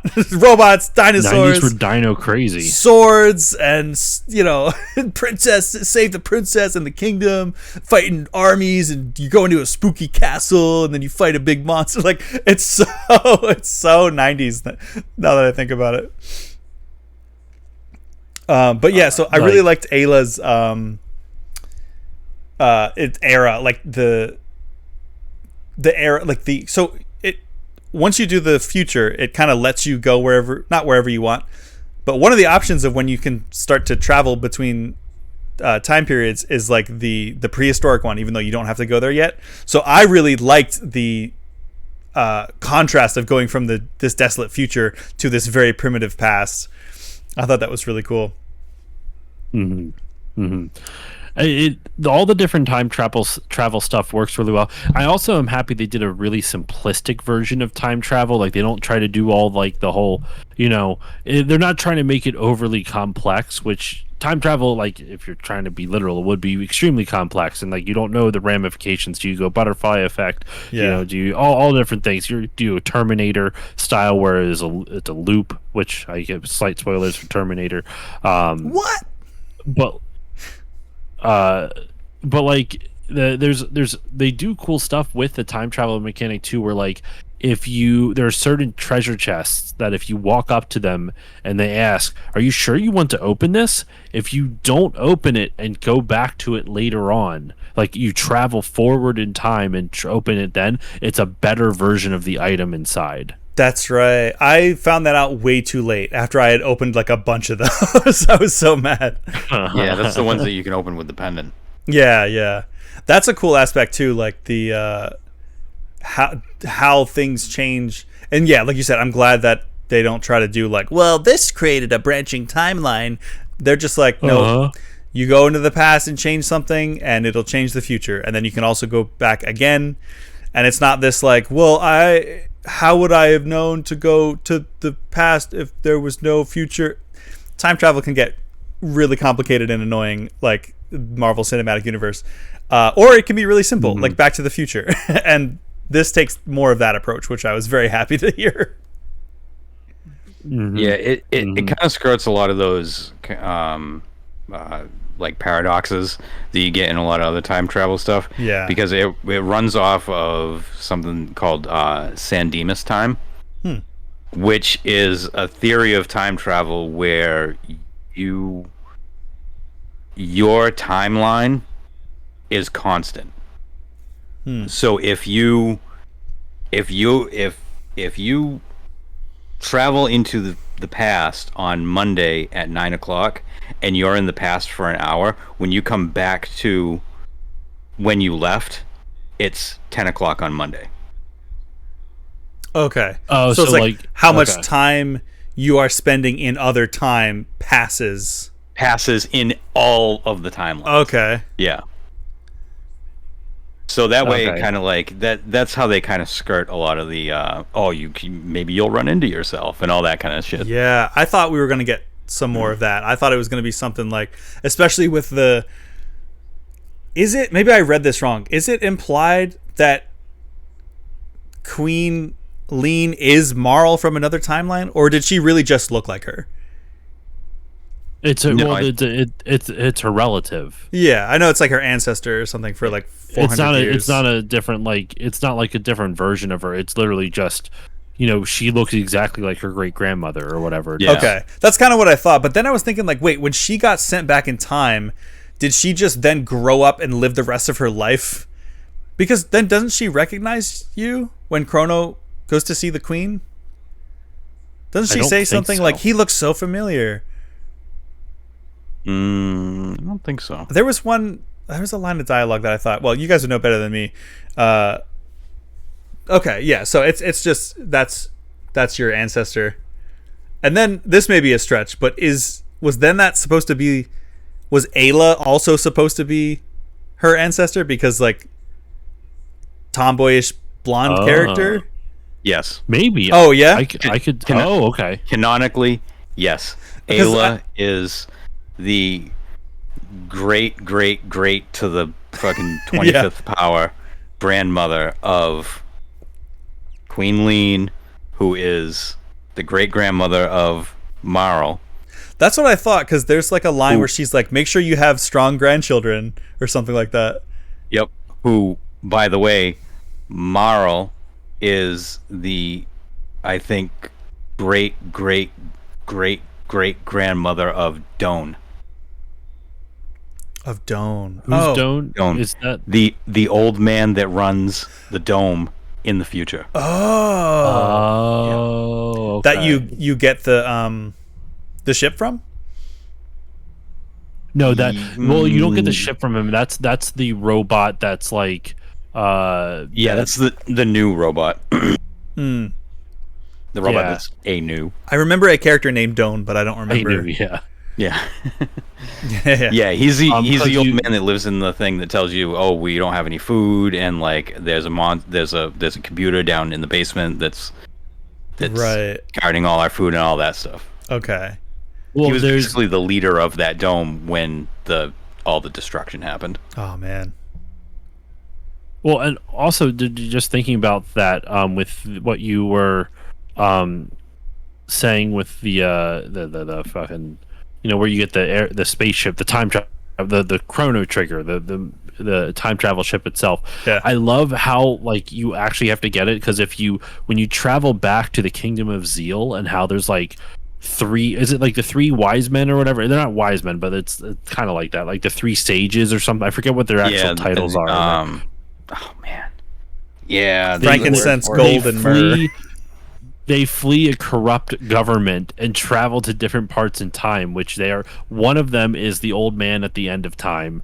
The other one is the one that goes to the end, the post-apocalyptic world, and gives you the chrono trigger. He goes to, like, he's actually dead in that, or it's like he had died by that point, but he put his consciousness electronically into the new thing, and then the new thing. It's very complex, but I love those characters a lot.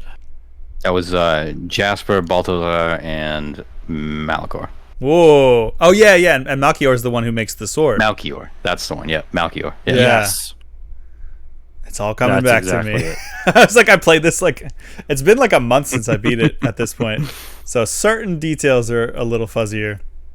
I've played it a couple times. Yeah, it's almost like you think it's the best game of all time or something.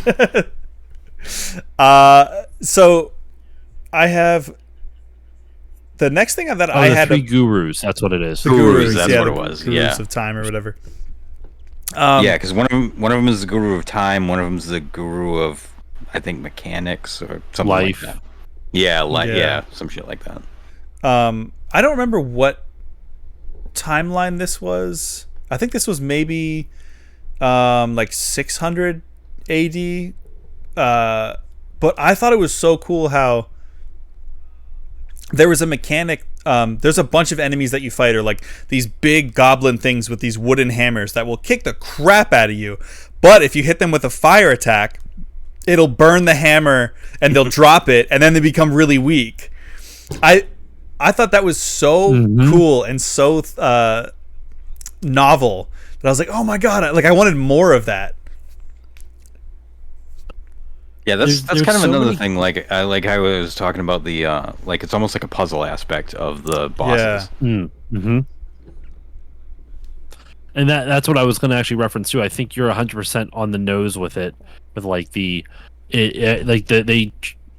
they treat the combat more than just an excuse to grind levels. They treat it as a puzzle, which makes the gameplay more engaging. It's not just like what is it? I'm playing through Golden Sun right now for the first time, and it's fun. I am enjoying my time with it, but it's a lot of just all right, I'm going to just attack here. Okay, let me move down a menu and do magic here. There's not a lot of thinking I have to do. I just it's a means to an end, excuse me, as opposed to this where there's a little bit of joy in the combat, whether it's all the different text and everything, but they make the combat feel much more engaging to you, not only in the mechanics, whether it's text, whether it's the puzzle solving of boss fights or individual enemies, or storytelling. They tell the story through the gameplay by what you mentioned before, Andrew, about how as you get more text, because you are spending more time with these characters, are spending more time with each other, and they're becoming closer. They give you a gameplay, they give you a story reason for new gameplay mechanics. Yeah, and it encourages you to do more, because okay, if I try out this combination and stick with it, what new abilities am I gonna get? Right. It really rewards you for playing around, which I really liked, because in most RPGs, at least when I play them, I find something that works and I stick with it, and I never really mess around too much. In this game, I was like, we're about to get up to the point where you can switch out characters with you don't always have to have Chrono, and we'll get to why.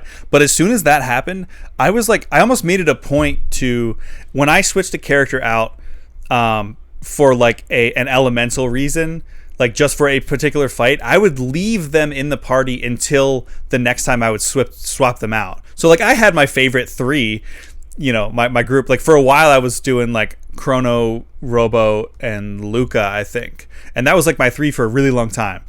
And then when I got to the point where you could switch things out with whoever you wanted, anytime I would switch somebody out, I would leave them there until the situation called for me to swap them out again. And I got like a bunch of really cool techs that way, running around with like, Ayla, Frog, and Robo, and it's like, what a weird like Yep. gaggle of fucks we have here. It's just like, this is so bizarre. What a weird gaggle of fucks. What a great line. Right. But then you get these really cool moves with them, and it rewards you, like I said, for playing around, and it doesn't, like, going back to like the balance of it, it never felt like, oh my god. I think maybe one time I got to a point where I was like, oh shit, this was the wrong team composition, and I got like absolutely floored, and then I had to go back to an old save, and which thankfully with the emulation I could have quick save backups, which really saved my ass when I accidentally overwrote one of my saves. But very handy. It's just like it lets you mess around, and it doesn't punish you for doing the quote-unquote wrong thing, because a lot of the times there is no wrong thing. There's like, everything is pretty good, and then maybe you'll find something that's really good. Mm-hmm. It's also crazy too is that if you don't get Magus, like your playthrough, Andrew, there's only 6 characters. Yeah, it's not a huge cast of characters, but it feels bigger because there's so much that you're able to do with all of them. Yeah, they like people like a lot of times, RPG fans will go back and forth with like, what's the best RPG on the Super Nintendo, and it usually boils down to this one and Final Fantasy VI, right? Those are generally the 2 that most, and Earthbound gets thrown in there a handful of times, but people generally can see the general consensus in the community is the Chrono Trigger and Final Six. Yeah. And I always leaned towards Chrono Trigger myself because the characters actually mean something. Like Final Six has a lot of characters that have phenomenal storylines, great gameplay, all that stuff. I'm not trying to take any of that away from it. But then you also have characters like Mog and Umaro, which don't really have, like, they're just there. They're just it's a fucking Yeti and a Moogle, right? Right. Like there's no rhyme or reason to them existing, with the exception of Mog, who you play as Moogles and you play with the Moogles earlier on. But in this, like, every character has a purpose. Yeah, and it's very, and they're necessary to the story. And Magus, like, the only one who's kind of superfluous is Chrono, which they even kind of address with the whole thing where you get to choose, do you want to keep Chrono in your game or not, which is kind of crazy. Yeah. I don't think there's, I think we talked about earlier, like, Ayla is probably, and I feel bad saying this, but like, I think Ayla is probably the weakest, like, not physically, she's probably physically the strongest, like, storyline wise, and also Ayla's the only one that doesn't have a vignette. She doesn't have a side quest in the time egg portion of the game where you can go do everybody's side quests. Oh, maybe that's wait, but doesn't don't you? I guess it's not about her. It's the. Are you talking about the Azala fight? Or is that earlier? That's on? more main. That's more main quest. Okay, it's starting to blend together. Yeah, she's the only one that doesn't have like a quest that you can skip. Like the Robo thing, where he goes and he remakes the forest. You can completely skip over that if you don't want to do it. Oh, really? It's not part of the main quest. Yeah. Okay. Yeah, I got that from when the guy at the end of time is like, you can literally go fight Lavos now if you want, which I did, and promptly, like, at the earliest possible time, he was like, So I saved, and it was like, if you go look at that bucket, you'll go to the end of time. And I was like, that's a weird sentence, but you got me. Son of a bitch, I'm in. And so I went and I fought Lavos at the end of time, like at the earliest possible moment. And I got up to like, because it's like a boss rush, basically. And I got up to one boss past where I should have been in the fight, which I was pretty proud of myself for, and then got annihilated. And I was like, okay, that was cool. So, that's crazy. Forget why I brought that up. I was going somewhere with that. Oh yeah. So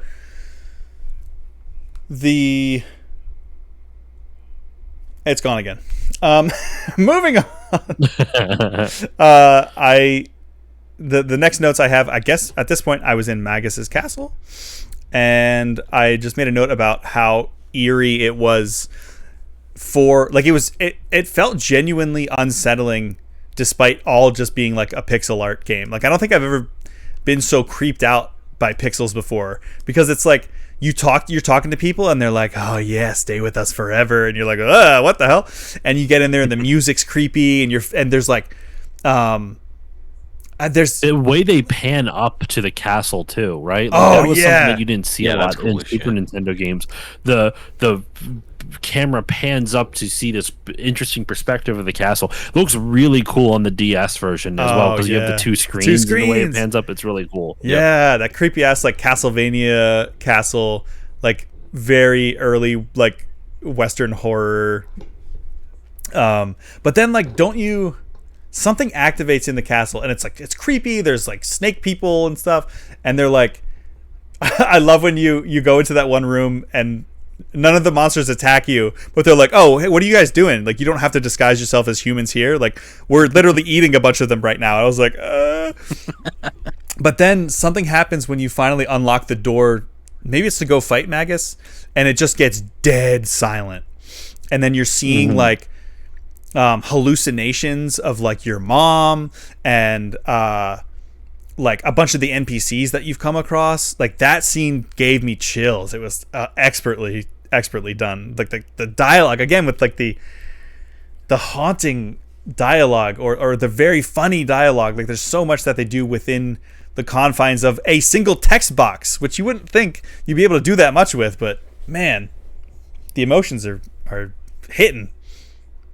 And to that point in the game, it's kind of cool too, because like Lavos is a very sort of in the background, kind of not really a kind of like a thinking entity. Whereas everything kind of is leading towards Magus. Oh, Magus is the bad guy. Magus is the big boss. Magus is the dude that brought Lavos to destroy the world. Right. Like, we get this guy, then everything will be okay. Yeah, right? yeah. And when you get to him, you're only halfway through the game. Right. Yeah, that's a good point, because the whole kingdom is like, Magus, his troops and all this stuff, we got to stop Magus, and you're like, okay, this guy's a big deal, and he is. But yeah, like you said, like after that it's like, well, so there's this thing called Lavos, right? And then it's like, oh my god, and the scale just keeps getting bigger. Well, and now I don't remember, Drew, if you correct me if I'm wrong, do you find out that Magus is a good guy through, like, do you have to do that side quest to get him to find out he's actually a good guy, or do you find out when you in the midway point? I forget. No, I think you find out just after that. It actually might be during that fight. Where he says something along the lines of, "You fools, I was trying to stop him," or something like that. Oh, because all I know is we get that kind of twist about him being the one kid, the other purple-haired kid that you see in Seal. Yeah. But I always thought that was like, I didn't take that as he's actually a good guy. So How, or maybe is this later on when you find out he's a good guy? Because this is news to me. We can probably jump around a little bit too, because it is already 11 o'clock. Yeah, so yeah. I don't know how much more we can go directly in order. Yeah. And I still have to. Both you and I, Andrew, have to work in the morning. So Yep. Oh, I do too. Well, not me actually. Andrew, not you. Yeah, Okay. I'm going to Hershey Park Son of a tomorrow, bitch. and I'm gonna burn my fucking skin off. No, so you find out, if I remember correctly, Drew, I forget exactly how you find this out. The reason why Magus is a good guy is that everything he's doing is an attempt to get powerful enough so he can stop Lavos. Right, yeah. And when you take him out, when you go to fight him and ruin his plan, you inadvertently kind of bring on Lavos even further. Like, you kind of like ruin his plan, which I don't think he would have been able to stop Lavos, but like his plan was he was keeping like Lavos at bay or something like that. So that's why he's been attacking you, because he thinks that like you're like, if you try to stop him, then Lavos will destroy the whole world type of thing. Right. Yeah. So this he is doesn't want you fucking up his plans. this is after like the shit hits the fan. Right. Yes. And you after you go to Magus's castle for the first time, and you defeat him or whatever. It's later on that you're how do you get him in your party? I just did it. Like, I don't even think it felt very natural to me. That's what's interesting. I forget exactly what you have to do. That's wild. After oh man, so after I'll see if I can find 12,000 BC, I think. The one with the like floating that. cities. The Zeal, yeah. Yeah, the kingdom of Zeal. After Zeal crashes down onto the actual planet, Right. and like all the people from Zeal start mixing with all the Earthlings, basically. Yeah, that was awesome. There's one specific cliff that you can go to, and Magus is just there. Yeah, And that's where you fight him. Or that's where I fought him. But you have to, like, there's a I believe there's an option to like kill Magus or spare him or something like that, and you have to spare him. Yeah. Okay. I don't remember getting an option. exactly.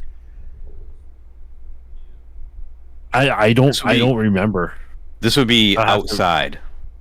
Yeah, so you do you're up in the city of Zeal. Everything feels like a little bit too perfect. You go talk to the queen. She's insane. And then the two kids and the prophet. The prophet is the one who everyone's like, oh, the prophet knows all. And then the prophet ends up being Magus. But it's and then Magus, yeah. I guess maybe the queen summons Lavos and kills everybody. Yeah. Everyone, including, Because she wants to harness the power of Lavos for her own greed. Yeah. Right. And goes crazy. Yeah, so probably the biggest spoiler of the game if you're this far in and you haven't We're like almost 2 hours into the stream. this far in and you haven't gotten there and you haven't experienced this part of the game, go play it. Chrono dies. Or disappear. Maybe he's sent to another timeline. I don't remember how clear it is on what happens. But he's gone. And then the island he is disintegrated. Yeah, he's obliterated. And then my two notes here, one after another, is Lavos annihilates everyone, and then the next one is Frog is the best. Because when he dies, he has one of the best lines of everything's so there's so much gravitas to everything that Frog says. I love his dialogue. Through many parts of the game, he's always so serious and like he thinks about things and he's intentional. And when Chrono dies, or whatever you want to call it, is annihilated from all of time, he says to Marl, and I wrote this down, "Thou hast lost thine friend before thine very eyes. No words can comfort thee." Oh, that made me cry my eyes out. I was like, oh my God, he cares so much that even this incredibly articulate and eloquent man has no words for Marl, who just lost someone really important to her, which we find out they've got crushing on each other, but that may be like, yeah, Frog is the best. So yeah, all this stuff comes crashing down. I love what you talked about, Drew, with like the Kingdom of Zeal like intermingling with the commoners, and it just being like, after a cataclysmic event like that, they're like, who gives a fuck about these class systems that we have? Nothing matters. Our whole world literally came crashing down around us. Let's just live and survive. And yeah, you go up to like this cape, and Magus is there, and you fight him and kill him. At least I did. So if you don't kill him, will he join you? Interesting. Yeah, you didn't have to kill him. He basically, there was something where he could said like, hold on, I have it up on as a party member. After he can be recruited anytime after defeating the Blackbird he is found in North Cape. Meeting him is still an essential part of the story. After a short argument in which Magus mocks Chrono for trying to fight Lavos, Magus will ask Frog if he wishes to fight, or the whole party if they want to fight him if Frog isn't a member. Yeah. If Frog refuses, if he does, his reason is that he knows that killing Magus won't bring Chrono or Cirrus back. Magus will join the party as they start to leave, not actually giving them the choice of letting him or not. Regardless of choice, he tells the heroes that there may be a way to revive Chrono with the aid of the Guru of Time. Okay. As you were explaining that, we just got a raid from The Kids Are Asleep. Thank you for that raid. Shit. So, hello, real quick warning. We're talking Chrono Trigger. We're talking spoilers. I finally played it 30 years later. I don't know how late. If you've never played it, spoiler alert. But we are deep into it now. Yes. Had to come listen to our buddy Drew talk Chrono Trigger. Hell yeah. So, yeah, I don't know if any of you have seen it before. He came on here 3 months ago to gush about the best game of all time, according to him. I think it's up there. I think that's a safe assumption.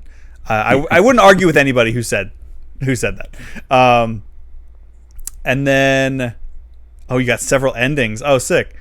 I only got one, and we're getting towards the point to talk about that. And I didn't even realize that they could diverge. Yeah, so many different options. Yeah. But yeah, so for me, I went up to the Cape, and Frog was like, basically like, we're gonna kick your ass for killing Chrono, because I think he thinks that Magus killed Chrono. And so something like that. You fight him, and this is why. So it's not supposed to. I fought him 1-on-1. Like, Frog was like, "Wait, this is my fight." Well, you have an option to choose Frog, or you have an option to choose the party, or you have an option to choose neither. Which is, if you go neither and you determine I'm not going to fight you because it's not going to bring Chrono back, that's when Magus joins you. Oh, okay. That's so wild. Yeah, no, I just straight up was like, you chose to fight him. Yeah, and then Frog was like, stand back, this is my fight. And I was like, this is awesome. And then they have this awesome fight, and that's not supposed to happen. Like, that's not canon. No, you don't have. I mean, I don't know if it's canon or not, but you don't have to do it. And Shadowed Mage, I'm so sorry your first time playing Chrono Trigger was on the PS1 port, because that port is brutal. Oh, is it? So Andrew, you know how when you go into when you go into a scripted battle, all the characters take different positions on the screen and you go into the fight. It happens pretty instantly, right? Not the PS1 version. Oh no. Does it chug? Every time you get into a battle, the disc has to load. Oh my every God. time. Yeah. Oh, it's brutal. And there's like 10 seconds of it's like 10 seconds of just waiting every single time. Yo, it's that's awful. So annoying. Yeah, Shadow says I didn't really play it. You couldn't. Because you couldn't. It was barely playable. It sounds like nobody played it. Yeah, it's fucking brutal. Here, actually, while you're talking, someone mentioned they had the cartridge. I will go get my cartridge. I have it over there. One moment. Nice. And it was like I was saying before, where this game does so many unexpected things. that you probably didn't even realize as you were playing through it that you could have had the option of not fighting him, because you go through and it's like, do you want to fight? Yeah, of course, obviously, it's a JRPG. Yeah, I always want to fight. Yeah, I thought that was like, like you said, JRPGs, they always give you the like, do you want to fight? And what that means to the player usually is, are you ready for this boss battle, or do you need to save and heal? So I just picked yes, because I was ready for these hands. Right. I was ready to give. Frog said these hands are rated E for everyone, and he slew Magus with a righteous fury, and I never got him on my team. And that's so funny. I mean, I'm sure he would have been cool to have on his team, but I really liked that moment. He's really powerful. He's badass. Yeah. I liked that moment, though, of like Frog's, he got his vengeance for the guy who turned him into a freaking frog and killed his best friend. Yeah, Glenn. Yep. His dead name. Well, Frog, my beloved.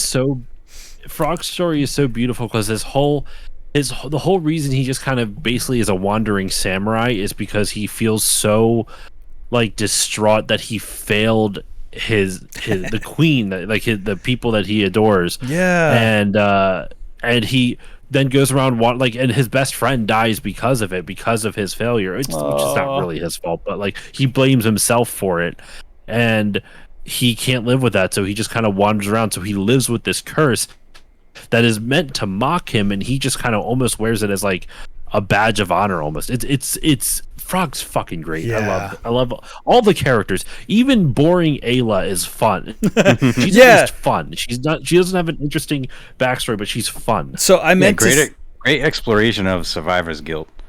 Oh, fucking 1996 game. Oh my god, that's what I meant about like how the gravitas of everything to him. Yeah, when he finds out he failed the queen, he's leaving the freaking boring. He's leaving the... Okay, maybe not boring. She's a fun character. She doesn't have a lot of backstory. That's what I think I was trying to go for. Yeah, I would say you get the least with her, and she's still really interesting. Like we were talking about Final Fantasy characters earlier, and like you're about to get cave struck. We were talking like Final Fantasy VII is, I know it's a basic bitch answer, it's my favorite Final Fantasy. I love the characters. It was my first one. I get it. Yeah, I love the characters. Aside from the twist with this character, Kate Sith did not need to be in the game. Like it was nothing character ever. The worst character in my favorite Final Fantasy versus the worst, or my least favorite character of Chrono Trigger, and being Ayla, and she's still fucking awesome. Like these characters are so good. It's like saying my least favorite. I don't know. Like I will still play the crap out of my least favorite Mortal Kombat game, or still listen. I was literally thinking Mortal Kombat. I will still listen on repeat to my least favorite Tool album. Like they're my favorite band. I love everything they've ever done. Mortal Kombat is my thing. Like that's just saying like how good these characters still are. So noobs. I know. Well, because of this, having played this, so I played this on a totally legal emulator on my phone, which was awesome having that like at the ready whenever I was like on the bus or something. I could just play. I think I'm going to play Final Fantasy VI next. Ooh, but okay. I might, because I've never played that, and I've heard from these two guys specifically about my particular tastes and how they think I would resonate specifically with Final Fantasy VI. So I think I'm going to play that. I may try to play Super Metroid first, though, because I haven't played that either, and I need to get Super Metroid. Great. Too. I need to get some more Super NES classics that I've never played out of the way. Andrew, you know who you should have on to talk about Final Fantasy VI? Ooh, who? Is Intensely Eric. Okay. Eric feels the way about 6 as I feel about Chrono Trigger. Oh, okay. So, Eric. Are you a streamer, Eric? Is Eric a streamer? Yes. Okay. So, if you no stranger to having your face on the internet, I would love to have you on to do a segment that I like to call Experience Share. Here on the Experience Point, we did one with Chrono Trigger with Drew. Eric is the other half of the kids are asleep. Oh, okay, yeah, and Valerie. Valerie. Right? Okay. Yep. Nailed it. Valerie and Erica, the kids are asleep. Okay, cool. Yeah, if you want, I'd love to have you on because I know literally nothing about it except there's mechs and Kefka. Those are the literal only two. I know less about Final Fantasy VI than I did Chrono Trigger going into it, and I knew very little about it. Just wait until you meet the life-changing characters of Mog and Umaro. Yeah, you talked about those. Wake Me Up When September Ends. You play Golden Sun. I've never played I'm Golden actually Sun. playing Golden Sun, the original one, for the first time for an upcoming episode of the podcast. I have to finish it later. I still have to finish it, but I'm getting there. I will probably never play that game. Honestly, the gameplay for Golden Sun so far has been pretty. It's fine. It's nothing. It's not bad. It just hasn't like blown me away. But the visuals are beautiful for a Game Boy Advance game. Okay. Really beautiful. Get mogged. Get mocked. All right. So getting back to Chrono Trigger, so we had that great moment with Frog. The islands fall into the sea. And so remember how earlier I was like, we're playing F-Zero now? I got to the scene where I was like, oh, we're playing Metal Gear now? It's just going through my notes. Frog versus Magus 1v1. And then, fuck Death Peak. Which I think was the mountain where the wind is blowing you all around. Yep. I hated that shit. That was so annoying. You just had to hide behind stuff. There's always going to be moments in every great game that you're not going to enjoy as well. Yeah, I get that. There's moments that like lull for me as well in this game. I remember by the time I got to the end, there was moments I was like, I think one of the reasons remember I said my first playthrough, I completely screwed up and I did not get the New Game Plus because I just went straight to the end of time and beat Lavos because I was like, I don't fucking feel like doing it. It was literally because I'm like, man, I feel done with this game. I just want to beat it. So I did. I went and I beat it. But then that kind of screwed me over in the first place. So it is what there's moments. There's always a breaking point at some point. So did you not get Chrono back? No, I got Chrono back. I did do that. Okay, because you can. I think you can do. I think you can do that. Yeah, you don't need to get Chrono back if you don't want to. Yeah, that's what I thought. That's where I thought the paths diverged for this game, was beating it with Chrono or beating it without. And I thought all of the I think, Drew, you were saying like the side quests, like the vignettes and stuff. I thought you had to do those. So I did all of them because the guy at the end was like, you won't properly. He says something cryptically like, something won't happen if you don't do all of these. Like, go talk to all these people and help them out. And I was like, oh okay. I thought that you had to. That's funny. Yeah, no. I think he says something because he's talking about the time egg, and he says if you do all these things and talk to all these people and kind of resolve all of these issues, which is basically all the side quests for the characters, then I don't know, Chrono will be reborn stronger or something like that. I don't think it really has anything to do with. I think that's just something he says. Oh, I don't okay. think it actually really does anything. Like if you do all the side quests and get Chrono back. Yeah, I didn't know that was optional. I thought I knew you could go fight Lavos because I had done that, and then promptly got the floor wiped with my body. But yeah, so I did all of them. I'll wipe the floor, dude. Hey, that sounded very sensual, Andrew, and I appreciate it.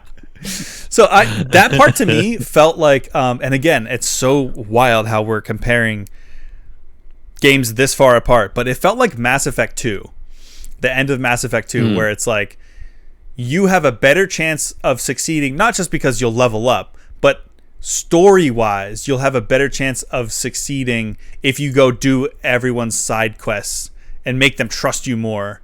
So I was like, I don't want to chance it. I just did all of them because the guy told me to, and I liked them all. I think probably the one with Robo in the tree and the one with Cyrus's ghost getting that closure for Frog were probably my favorite ones. Yeah. Mm-hmm.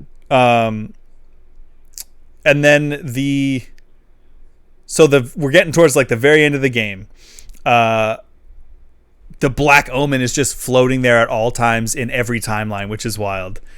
Robo's the MVP. I love Robo.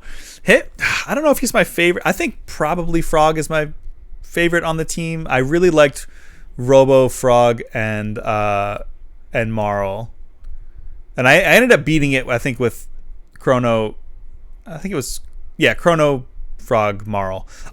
For a while, I was running Chrono, Robo, Marl, because I really liked Robo's like AoE attacks and the lasers and stuff. And his I got a really good like dark based buff for him. But my last playthrough, I used Robo throughout. Yeah, pretty much the whole thing. But I got to a point at the very end, or maybe it was on Black Omen, where certain enemies were just doing way too much damage to Robo, and I switched him out for Frog. And so I think I ended up beating it with Chrono, Frog, and Marl. And Luca Love Valerie is missing says, here.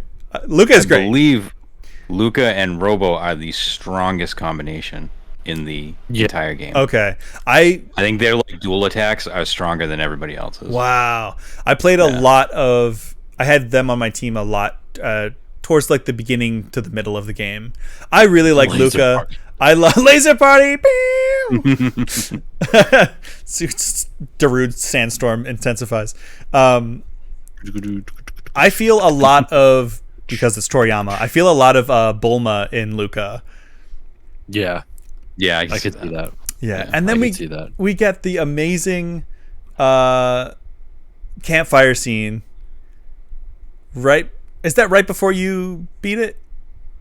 You get the that campfire scene is in the optional side quest. That's the crazy thing. The campfire scene, if I remember correctly, is in Robo's side quest, which also is Luca's backstory side quest.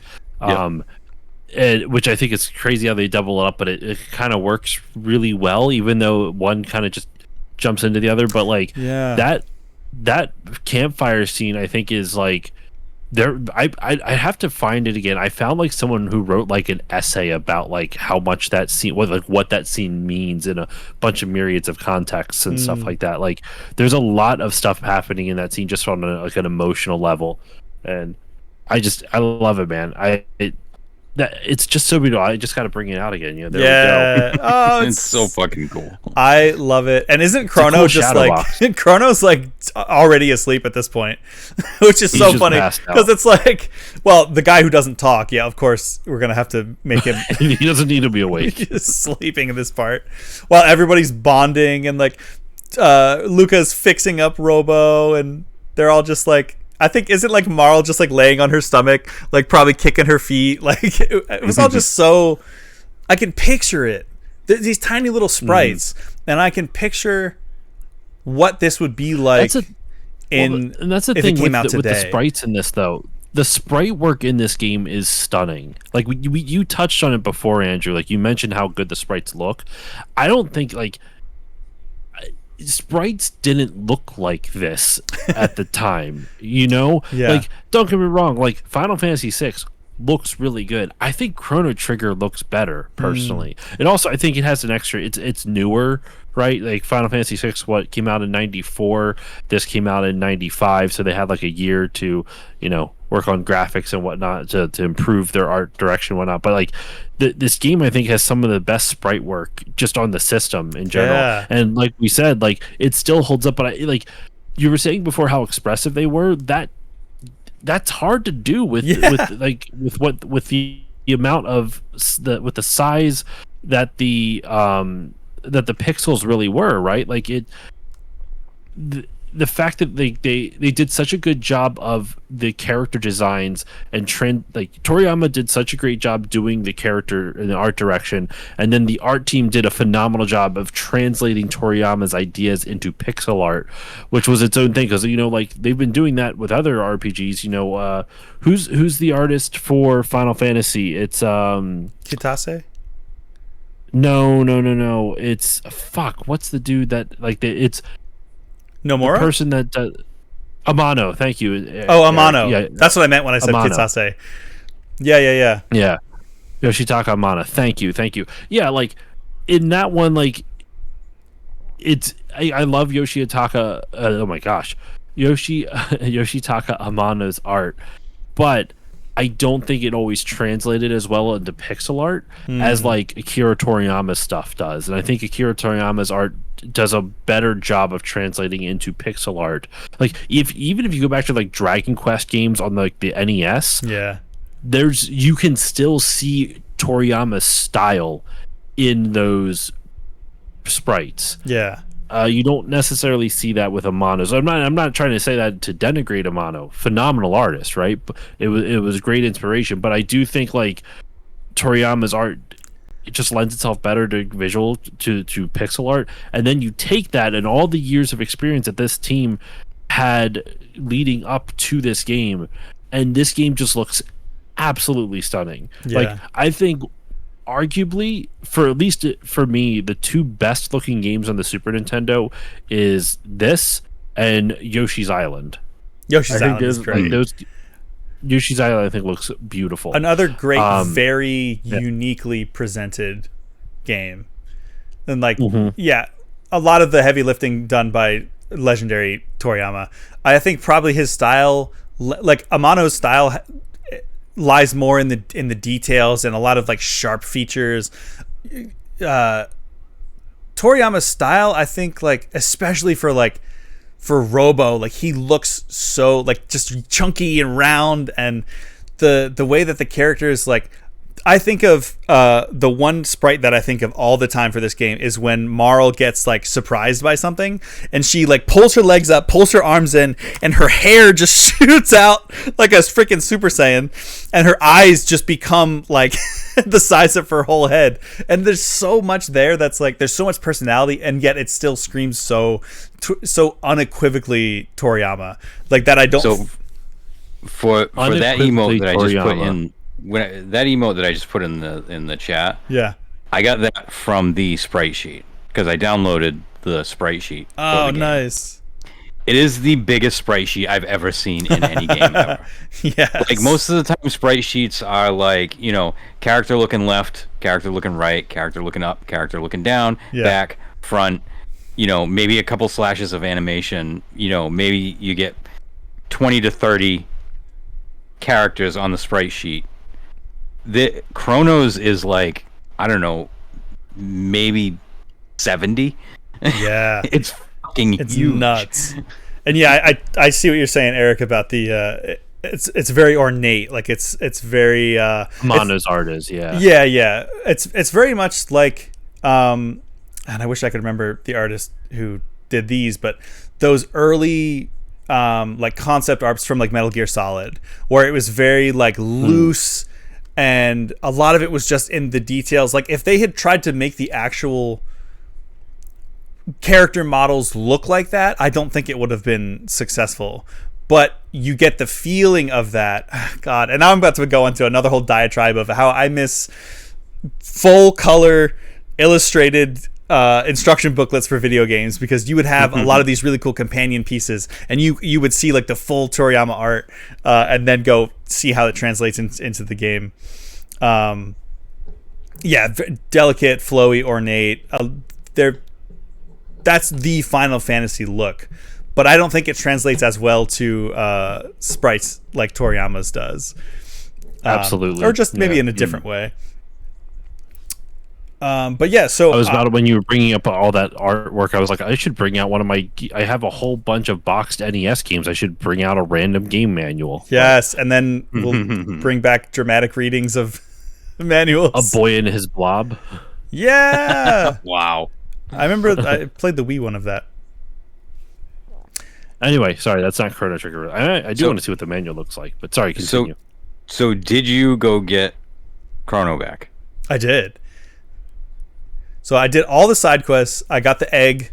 I went to go get Chrono, and then I got the crap kicked out of me, and then I kicked the crap out of the Queen. That fight I found harder than the actual Lavos final fight, fighting the Queen. that's one of the few places that you can actually grind in the game, because you can do that. I believe if you do it backwards through time, you can do it 3 times. Oh, really? Oh, right, because So the Black Omen is there. The Black Omen is in every timeline. Yeah. Is in every, every era. So if you start in the past, if you start in the future and work your way to the past, like, you'll destroy it in the future, and then you'll destroy it in the present, and then you'll destroy it in the past, and all that. Or you could go to the past and destroy it once. Oh. Destroy it in all the other timelines. Right, because time only goes forward. Yeah. So you can't. Oh, okay. That's so funny. I wonder if that was intentional. This is a complete non sequitur. We'll get back to Chrono Trigger in a second. I decided to open up, see, like I said, I was going to look at the manual for A Boy and His Blob. Yeah. I got this as a gift from someone for my birthday, like, years ago. And I have not touched. I actually have never opened it or played it. Got it from a local game store. The manual that was inside is for Mike Tyson's Punch-Out. What? I don't even have the goddamn manual for fucking this game, and I open up the manual, I'm greeted with this face, just the coach. Show me what you got, Mac, baby. Don't you know that those games are one and the same? Oh my god, I'm so upset. I thought I had a complete in-box copy of A Boy and His Blob, but now I only have a box, a cartridge, and an extra manual for Mike Tyson's Punch-Out. A Boy in His Box. A Boy and His Box. Anyway, Chrono Trigger. That's hilarious. So yeah, I fought the queen, had a hell of a time with her. Yeah. I got to a part where I had accidentally what? A boy and his Sorry, a boy and his Shadowed Mage. boxer. I like Boy and that. His Boxer. A boy and his boxers. Yeah, it took me. It took me a while to, not yet anyway. Experience point after dark. Yeah, fought the queen, had a hell of a time. Then it was time to end all things, and I went and I fought Lavos and did all right. A prequel to Metal Gear, A Boy in His Box. Did you crash the Epoch into Lavos? No, I forgot you could do that. Yeah, you can skip the whole first part of that fight if you crash the Epoch into the first Lavos. You'll blow right through his shell and go right into the. Oh, that's inside. Awesome! Really? Yep. Oh, damn. Yeah, no. So yeah, you go down and you fight like the face of the little bug, and you break it, and you go inside the shell, and then you fight like Lavos proper. I didn't know that. That's cool. I love these little things like that where it's like there's so many little details. I think you just blew Eric's mind. Yeah, Eric is on life support. Yep. I didn't know you could do that. So my ending then was, God, it's been over a month now. The ship flying over all of the timelines and seeing. Oh, so you go back to the fair, I think, and then 13 different endings total between the DS and original. Sorry, Shadowed Mage just asked a question. 13 endings total, 12 in the original, an extra one in the DS version. Yeah, I'm curious to know what the extra one is. So for me, I went back to the fair, and then everything was all hunky-dory, and you get to run around with Marl, and I think she says something like she's crushing on you or whatever, or it's evident in some way that she's got feelings for you. I don't remember what it was. And I was like, oh, that's cute. Because I'm always like I'm a Cloud X Tifa. I will always root for the childhood friend romance. That's probably just the demisexual in me. That's just always gonna be what it is. So I was like, oh, okay, that's cute, even though Chrono literally never speaks. But that's fine. or have much of a personality at all, but sure. Yes, thank you, kids are asleep. Vindication. My girlfriend is like a big enemies to lovers, and I'm like, no, there's times frenemies to lovers. Yeah, or enemies to frenemies to lovers. There are times where I have enjoyed that. Like, I do like a little Vegeta and Bulma, I guess. But Vegeta Jr. No. So yeah, we go back to the fair. Everything's all fun and nice and lovely, and then Chrono's mom comes out and is like, "You forgot to feed the cat," and then the cat jumps into the portal, and then you go into the portal after the cat, and then the credits rolled, and then it showed like the ship flying across all of the different eras, and then you see like Ayla, and I think Ayla and Kino, and I think one more thing was like another bit of dialogue that I really liked was I gotta open my notes again because I forgot to talk about it. When you're fighting Azala or Azala, the reptoid lady with the giant T-Rex. Yep. She says, oh my god, yeah, that fight actually really had me like feeling bad for her, because when the meteor comes down and you basically leave before everything gets destroyed, and you give her a chance, you're like, come with us. Even Ayla is like, do you want to come with us? And she's like, no, fuck you. And then she gets all sad and she's like, the future, we have no future. Like realizing that you and your entire like race are about to go extinct was just, that hit me pretty hard. Oh, you got that ending too? Okay, nice. It's a Pokemon. Right? It's a Chaozu. That is probably the most popular ending. Okay, really? Yeah. Okay, and then it shows like Glenn. I forget what my ending is. I'm going to be honest with you. Oh no! It shows Glenn or Frog at the bottom of the waterfall, and it looks like he starts to glow. Which I was like, is this him turning back human? Because I thought killing Magus was going to make him turn human again. Didn't he say like, if you kill me, the curse on you will be broken? I don't know. I don't remember. I decided to read, and I did not kill someone who could have been part of my. I'm just fucking with you. There was no reading. It was yes or no. It was, do you want to fight? Which, as we have discovered, which is a no answer. But every other question in JRPGs up to that point is always, this means yes, I'm ready for this non-optional boss fight, or no, I need to save and heal. And so I was like, no, I'm ready, bitch, let's go. And then I killed a guy who could have joined my team. I'm so sad. And real quick, just because Chelinator brought it up earlier, if you're looking for games that release like a game that has a nice manual that comes with it, if you buy Tunic from Fangamer, it comes with a really nice like Zelda style manual. Like this is like a legit like booklet. Yeah. Now with that said, if you play that, don't look at the manual. Really? There's a gameplay reason to not to. Okay. That's all I will say, because this game is filled with secrets, and the manual, by being able to, the game lets you as you play through the game, you get more pieces of the manual that you can then read like digitally through the game, like it's almost like a PDF of the manual type of thing within the game. And that, by doing that, it reveals more parts of the lore and game mechanics that you might not know that you are able to do. So when you have the whole manual in front of you, kind of defeats that sense of exploration and, discovery. But anyway, I'm sorry. It's a little too spoiler. Now, the cool thing about it, though, most of it is written in. Let me see if I can turn to a page that won't spoil anything. He said blood.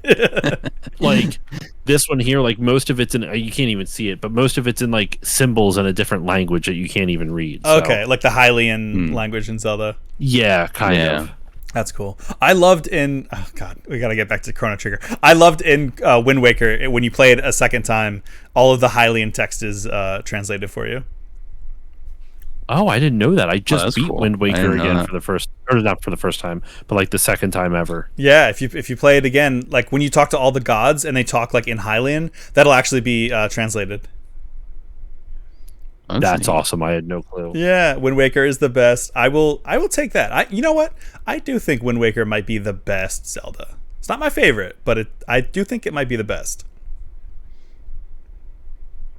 Anyway, so yes, Chrono Trigger. Yeah, so that was my ending. I'm curious to know like what the other options for the endings are. Like what can go differently. So lot of that. Can I shout out? I was real quick, Drew. Could I just shout out one that there's no story stuff, but I think it's cool. There's an ending just called the Dream Project, which is the hardest one to get. I remember hearing about this.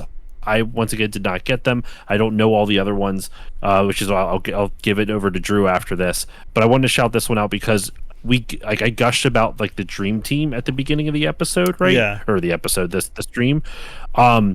In the Dream Project, the way you do it is after in the New Game Plus, you get the item that just lets you travel to the end of time. And if you do that at the very beginning of the game with only Chrono and maybe Marl, you can fight Lavos with only Chrono and maybe Marl if you have her. And if you do that, you get the Dream. Okay, just Chrono. Yep. And if you get it, like you do it right at the right in the beginning of the game or somewhere around there, then when you go to the end of time after you beat Lavos, where you just see like Gasper, you actually see it's filled with a whole bunch of people, and it's the staff. Like all the names are like it's the staff who worked on the game, and you kind of get a little like more personalized credits, as it were. Oh, cool. Yeah, it's all sprites of the actual guys, like Toriyama and nice. Matsuda and all those guys. Aw, I like that. I said "aw" right when I read "Kids Are Asleep." Say "aw." I read that in your voice, or I read your text in my own voice. Yeah, like, that's you know really what they sweet. sound like. Yeah, no, I don't. Not at all. That's really sweet. Okay, Drew, please enlighten us. Yes. The canon ending is the one where Chrono does not come back. Really? Yep. So And you just Chrono dies and you just more continue impactful, on. I think. You just continue on and fight Lavos with everyone else. Yep. In honor of your friend. Yeah.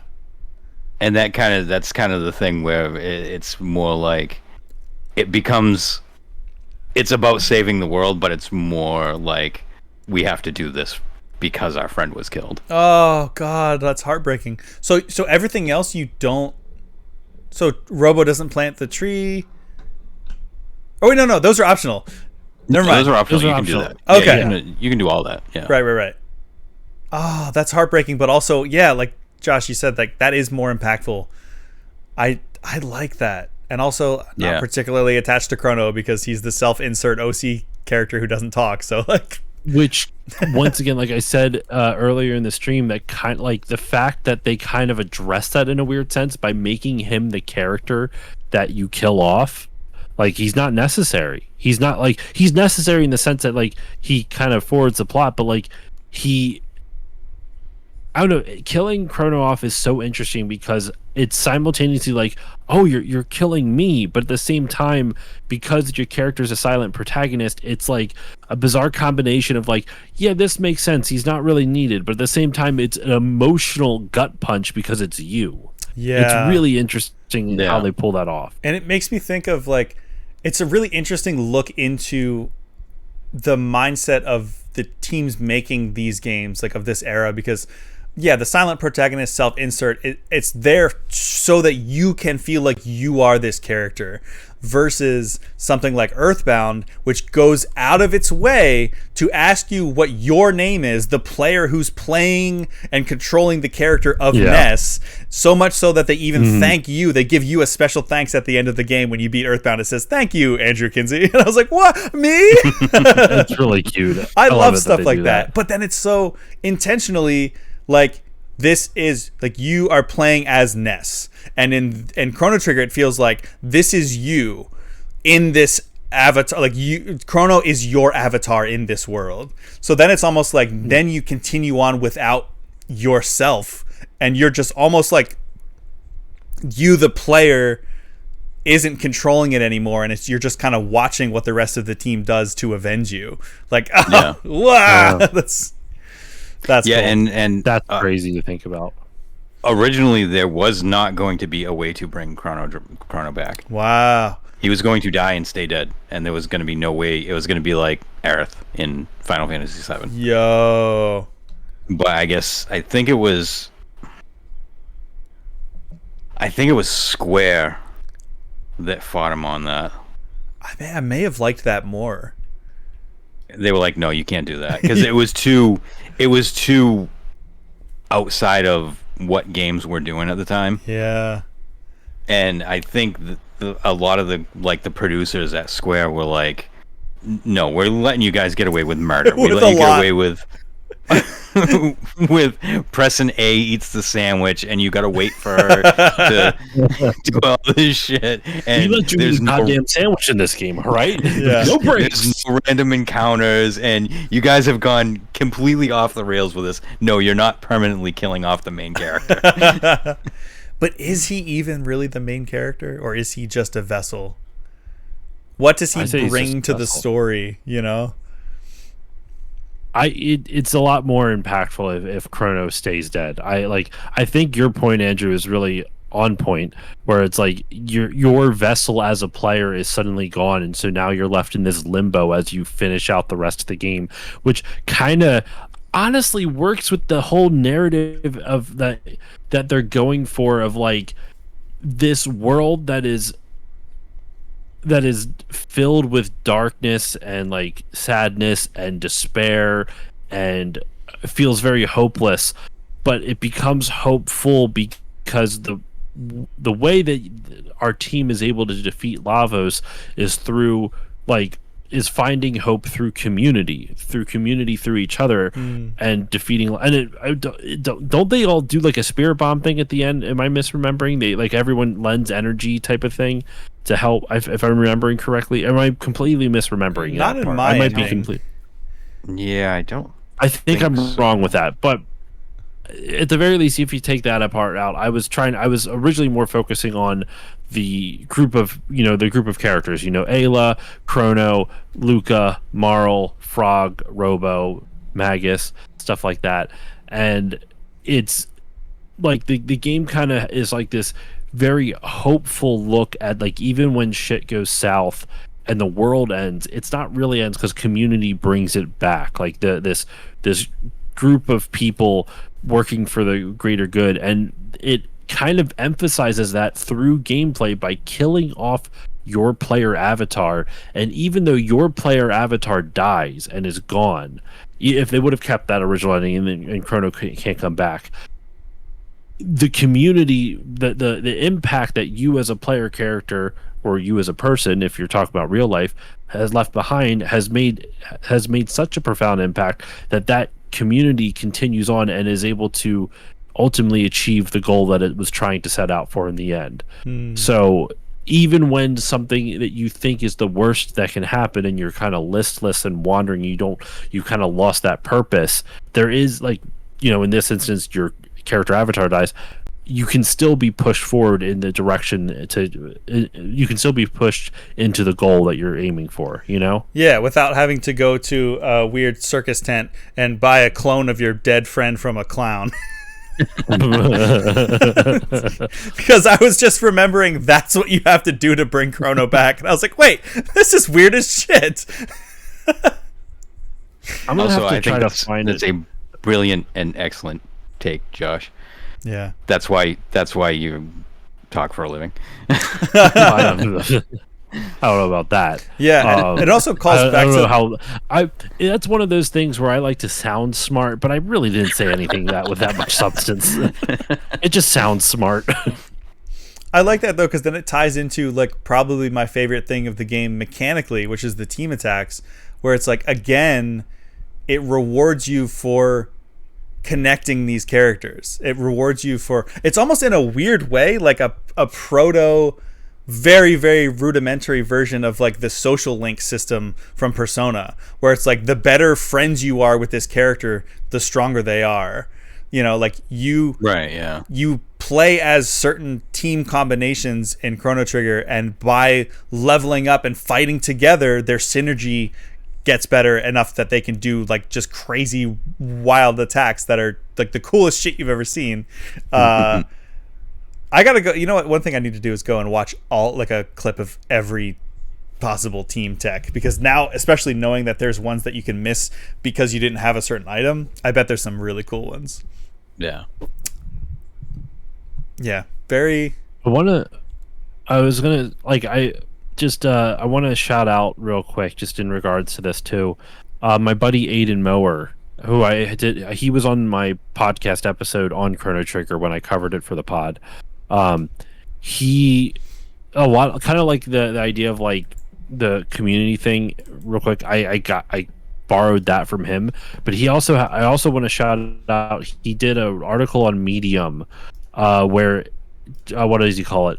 Timeless: A History of Chrono Trigger, and he dives deep into the history of this game. I'll put it in the Twitch chat, but I wanted to shout it out quick because I think it's, if y'all love Chrono Trigger, it's worth reading. Aiden has done a lot of great. Aiden is one of my favorite people that I've ever collaborated with. I had him on the pod to talk about his book Fight Magic Items, which is a history of JRPGs and the rise in the West. Phenomenal book. Like, I'm not even really saying that because we're friends. It's really, really good. Yeah, I read it. It was good. And he also he's currently working on a book for Suikoden, for boss fight books. I think 1 and 2 Suikoden, or maybe just Suikoden 1, but he's working on that currently for boss fight books. He has that announced. That's not like a scoop or anything. And then he started a podcast recently called Fun Factor, which it's him and his buddy Ty Shalter, who are both journalists in different mediums. Ty is a sports journalist, but he's a big fan of video games. And it's, as they describe it, two old gamers reading old game reviews in magazines. They basically review retro gaming magazines. They review the reviews. They review the reviews. That's literally what they call it. I like that. Which I felt a little offended at, because I did retro magazine reviews on my Patreon, but they're nowhere near as good as their podcast. I'm not even saying that to be nice. They are, like, the way they describe, the way they break down everything is amazing. If y'all are looking for a really good podcast, Fun Factor is relatively new. I think it's one word. Like, Fun Factor is one word. FUNFACTOR. It's a really great podcast, and it's fun kind of looking back at like the old history of like looking back at old gaming magazines, and they talk about, you know, like, why did they write it this way, and they talk about like some of the problematic stuff of how people reviewed stuff. Like, one of the issues they talk about is like, what's better, there's few things better than Chrono Trigger: getting drowned in a tub of women in bikinis or some shit like that. Stuff like that. Like, it was like really kind of like 90s. Yeah. Very 90s, right? Yeah. So very kind of just going with a sexist angle on it. But they call that type of stuff out, and they kind of it's great. It's a fantastic podcast. I highly recommend it. And not just because Aiden is a friend of mine, but because he does fantastic work. So Aiden is actually how I found Still Loading. Oh yeah. Really? On Blue Sky, I forgot. He like he reposted. Mm-hmm. So Aiden is buddies with a writer named Paul Weimer, who I'm buddies with, and I follow Paul, and Paul follows me on Blue Sky. And Aiden, I think, saw something that I posted at Paul, or the other way around, or something like that, and he started following me, and then I started looking through his stuff, and I was like, oh, this guy loves Chrono Trigger. I love Chrono Trigger. I love this guy. And then he reposted one of the episodes of Still Loading, and I was like, oh, well, let me check this out. That's awesome. And it's been a match made in heaven ever since. Wow. So I don't know if I would have played Chrono Trigger if you hadn't found this podcast, Josh, to then have Aiden share it, to have Drew that's contact surreal. Josh, to have me become then friends with Drew, to come on here to talk about Chrono Trigger. Timeline go. I was gonna say, we need to get the time egg. Aiden is the time egg. Aiden is the time egg. Aiden All right, is the time egg. Somebody we gotta clip this and send it to him. Oh my god, that's so funny because I don't even know who he is. Dude, if we are able to get together to do that idea for a stream that I've talked to you about off stream, I will bring you over a copy of the book because I got sent a review copy. I didn't even have to pay for it. Oh, nice. And so he sent me a physical review copy, and I will let if you want to borrow it, you're more than welcome to. I highly recommend reading it. It's an easy read, and it's such a good mixture of like history and personal anecdotes. It's I great. love it. That's it's really good. Pretty much my whole MO here on the experience point. It doesn't have an audiobook. What, 5 magic items? Yeah. It does. Sick. Oh, I thought you said it. Sorry, I thought you were making a joke saying it doesn't have an audiobook. Or no, sorry. I thought you were talking. Never mind. I thought you were making a joke, but then I misheard you, and you're asking, does it have an audiobook? Yeah. I do not know. I can look it up. No, it does. Sick. That's how I. Okay, that's how I read it. Then I will Through the. definitely read it because I have to do audiobooks. I fall asleep if I'm reading pages. Well, Yeah, do and better. the only way I have time to read is at work with my headphones on, so I always do audiobooks. Right. Sick. Well, we are coming up here on just shy of 3 hours. So. And it is midnight, and we all have to wake up at the ass crack of dawn for work. Yup. Right? Yeah, I gotta get about 5 in the morning. So. Jesus Yeah. Christ! Oh my God, you're getting like 4 hours of sleep tonight for this. Yeah. That was That's me fine. last night. I was up playing Doom, and I was like, shit, I have to go to sleep. I have to get up in a couple of hours. Are you sorry not to make this longer? Are you starting to enjoy it more or no? I am, yes. Now that I'm not just Okay. in dark, cramped hallways the entire time. Like, I got to hell now, so I'm like in big, open, crazy arenas, which is kind of what I wanted it to be all along. But I Which Okay, cool. which Doom are you playing? 2016, the first reboot. Oh, okay. Or I don't Yeah, know if that it's a one's good. reboot or if it's just I a played that one. soft reboot. It's a reimagining, I guess. Before you go, you all have to play the game again until you get the cat's ending. What is the cat's ending? And Maybe this is how we can. Drew, if you know it off the top of your head, go into. Otherwise, I'll just read it off of Wikipedia. I don't so know many the cats. I don't know the cat's ending. That Why- might be the perfect way then to end the stream. We can talk. I will read the cat's ending. Okay, Let me see if I can find it real perfect. quick. While you do, there should we do is- plugs or should we wait till after? Let me see. I don't know which one is the cat's ending. They by the names you have the bad ending, the apocalypse. The ending number 1 is Beyond Time with all the different like things. Ending 2 is Reunion. Ending 3, or are you at, is the Dream Project we already talked about. Ending 4 is the successor of Guardia, aka The Wedding. Ending 5 is Good Night. Ending 6 is Legendary Wedding. Hero. Ending 7 is The Unknown Past. Ending 8 is People of Times. Ending 9 is The Oath. Ending 10 is Dino Age. Ending 11 is The Prophet Seeks. Ending 12 is Memory Lane. And ending 13 in the DS is... you know what? Hold on. Let me do a Control F. Does the word cat appear? It does. On the wiki, let's go down. There in ending 1B, it's called Follow That Cat. I don't know if that's what it is. I think that's the one I got because your Chrono's cat goes through the time portal. Yeah, that's the most popular one. There's a lot of cats apparently. That sounds. I don't think I've ever gotten that ending, but that sounds vaguely familiar. Like I have heard of that before. But I don't know if that's. Chrono. I mean, I trust Valerie. I'm sure there is an ending like that, but it almost seems like one of those things, like the Lara Croft nude code.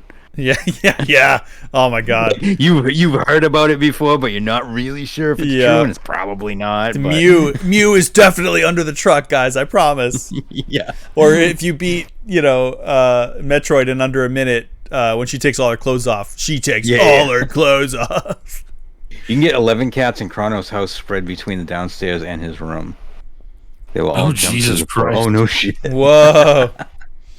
That's funny. That's cool. That's funny. But all right, yeah, no. Well, I couldn't find the ending, but we got the ending right here from The Kids Are Asleep from Valerie, I believe. Right? That's who runs that. Okay, cool. Yeah.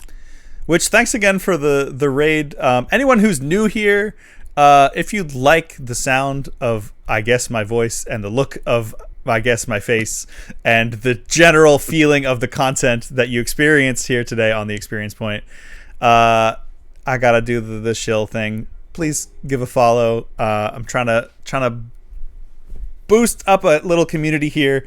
This is a safe space for all minorities and any marginalized groups. We don't tolerate no kind of fucking fascist nonsense. So if you want a safe place to talk about stuff, non-judgment. I realize it's 3 white guys up here talking to you, but my girlfriend comes on sometimes to What are you offer... talking about? It's the most diverse thing you could possibly think of. Yeah, what are you talking about? Not anywhere where there's just 3 white guys just talking about video games. Yeah, you know what? As an underrepresented group of people, I really think that there needs to be more content. No, I like to have my girlfriend on sometimes, who is black. She talks about her experiences in media, which is a good segue. She's sometimes on Wednesdays, which is, I'll give you my whole spiel.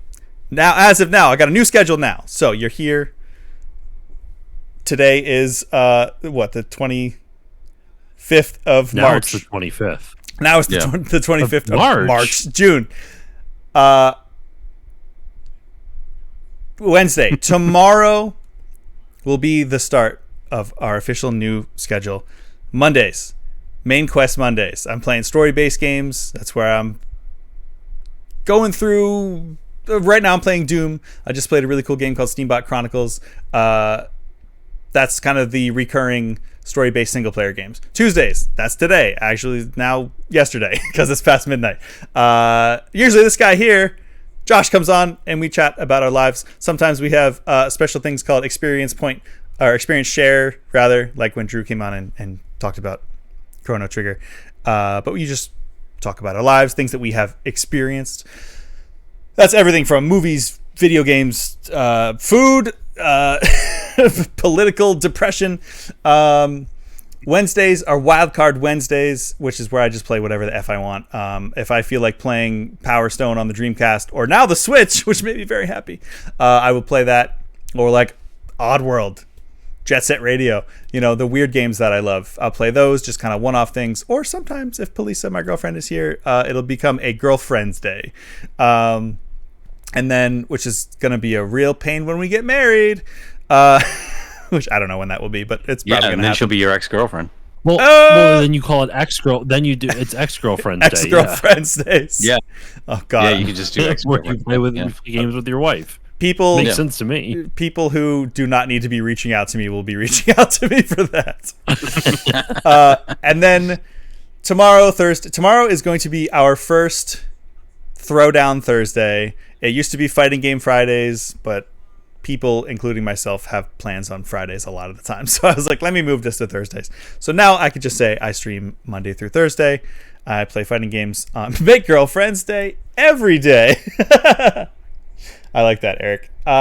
And yeah, Eric, let me know if you want to come on a Talk Tuesday one of these times and talk about Final Fantasy VI, do an experience share, and I can kind of pick your brain about why you love it so much. And then as we can see from this very episode, it works because I played Chrono Trigger almost immediately. Well, it took me 3 months. Or 2 months. It took me about a month to beat it. So, yes, with that, got to do the, please follow and share and talk about all of the things. If you want to follow just like my personal non-nerdy stuff, hey, as soon as I said that, intensely Eric with the follow. Thank you. This is like my non-nerdy day of the life stuff. But if you want to follow across the internet sphere, the Experience Point at TheExpPoint. I have some really funny TikToks I'm pretty proud of, but mostly on Twitch and YouTube. But follow across the board if you want. Or don't. You don't have to. If you feel like donating with your dollars and not just your views, I'm trying to get a passport so I can leave this fucking shithole fascist country. So we can get to that. We can get to that goal. I've talked enough about myself. I feel weird about it, but I know it's part of the gig. One of you two, maybe both of you, please tell everyone where the world can find you. You want to go first, Drew? Go at the same time. Sure, you can. Yeah, we'll talk over each other. It'll be great. You can find me, for anybody that doesn't know, because I'm very good friends with Eric and Valerie, and I'm assuming that's why they raided tonight. So thank you guys for the raid. But for anybody else that doesn't know me, I am DrewTheDamager. I stream on Sundays and Tuesdays. Right now I'm working my way through the Cube Escape Rusty Lake series, which is sort of like each game is kind of like an escape room, and they're all like 1 hour or 2 hours long, except for a couple of them are a little bit longer, and they're really fun, and it's like one continuous story, which is kind of cool. So if you like puzzle games, stop on by. Stop on by. All right.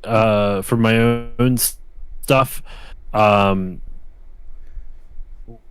is it? So for actually, Andrew, real quick, you have a question from Challenger before I go into my plug. I didn't want to interrupt you. Yes, so it's right on the main Twitch page. The donate button should go. If you donate now, we can probably see it in real time. Go up here for the passport. It should go right to the passport. But yes, the Streamlab page doesn't have like a project goal. Weird. It should, but I've had issues with that. They updated their system. Oh my god, I went back and forth with their tech support for like days on their Discord to get this freaking thing working again. But yes, thank you for your interest in the donate button. Yes, continue, Josh. Sure. So I'm the host of the Still Loading podcast. It's a video game grab bag podcast I've been doing for over a decade now. Kind of hit its stride only in the last like 4 or 5 years. So it's almost like, have I really been doing it for a decade? Maybe more like 5 if you really count stuff that I'm proud of. But been doing it for a while now. It's the Still Loading podcast. You can find it on Apple Podcast, YouTube, Music, Spotify, all that good stuff. Been doing it for a while. Like I said, I call it a gaming grab bag podcast because I kind of do bits of everything. I do deep dives into video games, very similar to what we did here with Chrono Trigger. I did a deep dive with Aiden Mower on Chrono Trigger last year. I did a Toriyama month in honor of Akira Toriyama passing. But do deep dives on individual video games. I do interviews with people in the industry. The most recent interview I've done, I do a lot of book authors too, for like people who do, like Aiden was one of those book authors as well before he became a more consistent guest. But I also do voice actors. I've had them on the show before. Sean Chiplock, who has done like voiceover work for, actually he was the great Deku Tree in Breath of the Wild and Tears of the Kingdom. Yeah. And also that interview was super interesting. Thank you. Yeah, he was awesome. Really cool. Yeah, Sean's a good dude. Really grateful to have him on. And then I do weird episode ideas. Like Andrew was on years ago for what I called Still Loading Storytime. The first and only time I've ever done it, where me and a bunch of friends did dramatic readings of old video game manuals. That was so much fun. That was a lot of fun. We alluded to that earlier. I would like to redo that a little bit more, but now that I've met some voice actors, I wonder if if they'd be willing to like do like a little one-off, like could I become friends with someone? Like I've had a bunch of voice actors on. I maybe one of them would agree. Yeah, but Sissy would do it. So besides, Sissy would probably do it. Sissy Jones, she's great. And another weird idea I always like to shout out, just because the most recent iteration of it just came out, not this Sunday, but a little over a week ago. The Final Fantasy Draft, which is what happens when Final Fantasy and fantasy sports mix, but you don't need to know anything about fantasy sports, to enjoy it. If you're a Final Fantasy fan, I highly recommend checking out. Basically, 4 panelists hop on the episode and they try to draft their ideal Final Fantasy. So if you want, for like you were saying, you want Yuffie. If you want, Valve says they want Yuffie on their draft. If they draft it, if someone takes Yuffie off the table, no one else can have Yuffie in their Final Fantasy game. So you can pick different things like that. Like, I can I'll go to one of the older drafts because I don't mind spoiling one of those now that they're like years old. I will say it is super fun. It's a lot of. I love doing it every single year. If I gotta go over to a different thing, it's all the way in different locations. If I look at the Final Fantasy draft from 2023, Aiden was on that one. I'll read Aiden's draft. Who is this guy? He drafted Zell from Final Fantasy VIII as his number 1 overall pick. And then he brought in Yazoo from Final Fantasy VII Advent Children. There's a bunch of rules. Like, we usually stick to the mainline Final Fantasies, but you can flex in things. And Yazoo's from, like, flex outside of it. That was his secondary villain, though. And then he had Edward Chris Von Muir from Final Fantasy IV as another party member. Vaughn from FF12 as a third party member. And Steiner from Final Fantasy IX as his fourth party member. So those were... So Zell... Edward, Chris Von Muir, Vaughn, and Steiner were his 4 party members for his Final Fantasy game. His main villain was X-Death from Final Fantasy V. His battle system he chose was Final Fantasy 15. He chose Final Fantasy VIII's world and setting. So I'm not going to read everything, but it's stuff like that. So it's a ton of fun. It's a lot of great stuff. And this year, actually, if you go listen to it now, there is still voting for. So what happens is after all the panelists draft their Final Fantasies, you, the listener, vote for who you thought drafted the best Final Fantasy. And there's a Google form. There's a link in the show notes, and there's a link on my social media at StillLoadingPodcast.com on Blue Sky, at StillLoadingPod everywhere else. But you can vote for who you thought best drafted the best Final Fantasy. And as of right now, the polls there's still the polls will end. I think it's Saturday night, like into Sunday morning at midnight Eastern. And Drew, the one you shouted out before, like that off mic, is winning. I don't want to say the name because I think people should listen to the episode to hear the name of this draft. But right now, with 45% of the votes, that person is winning.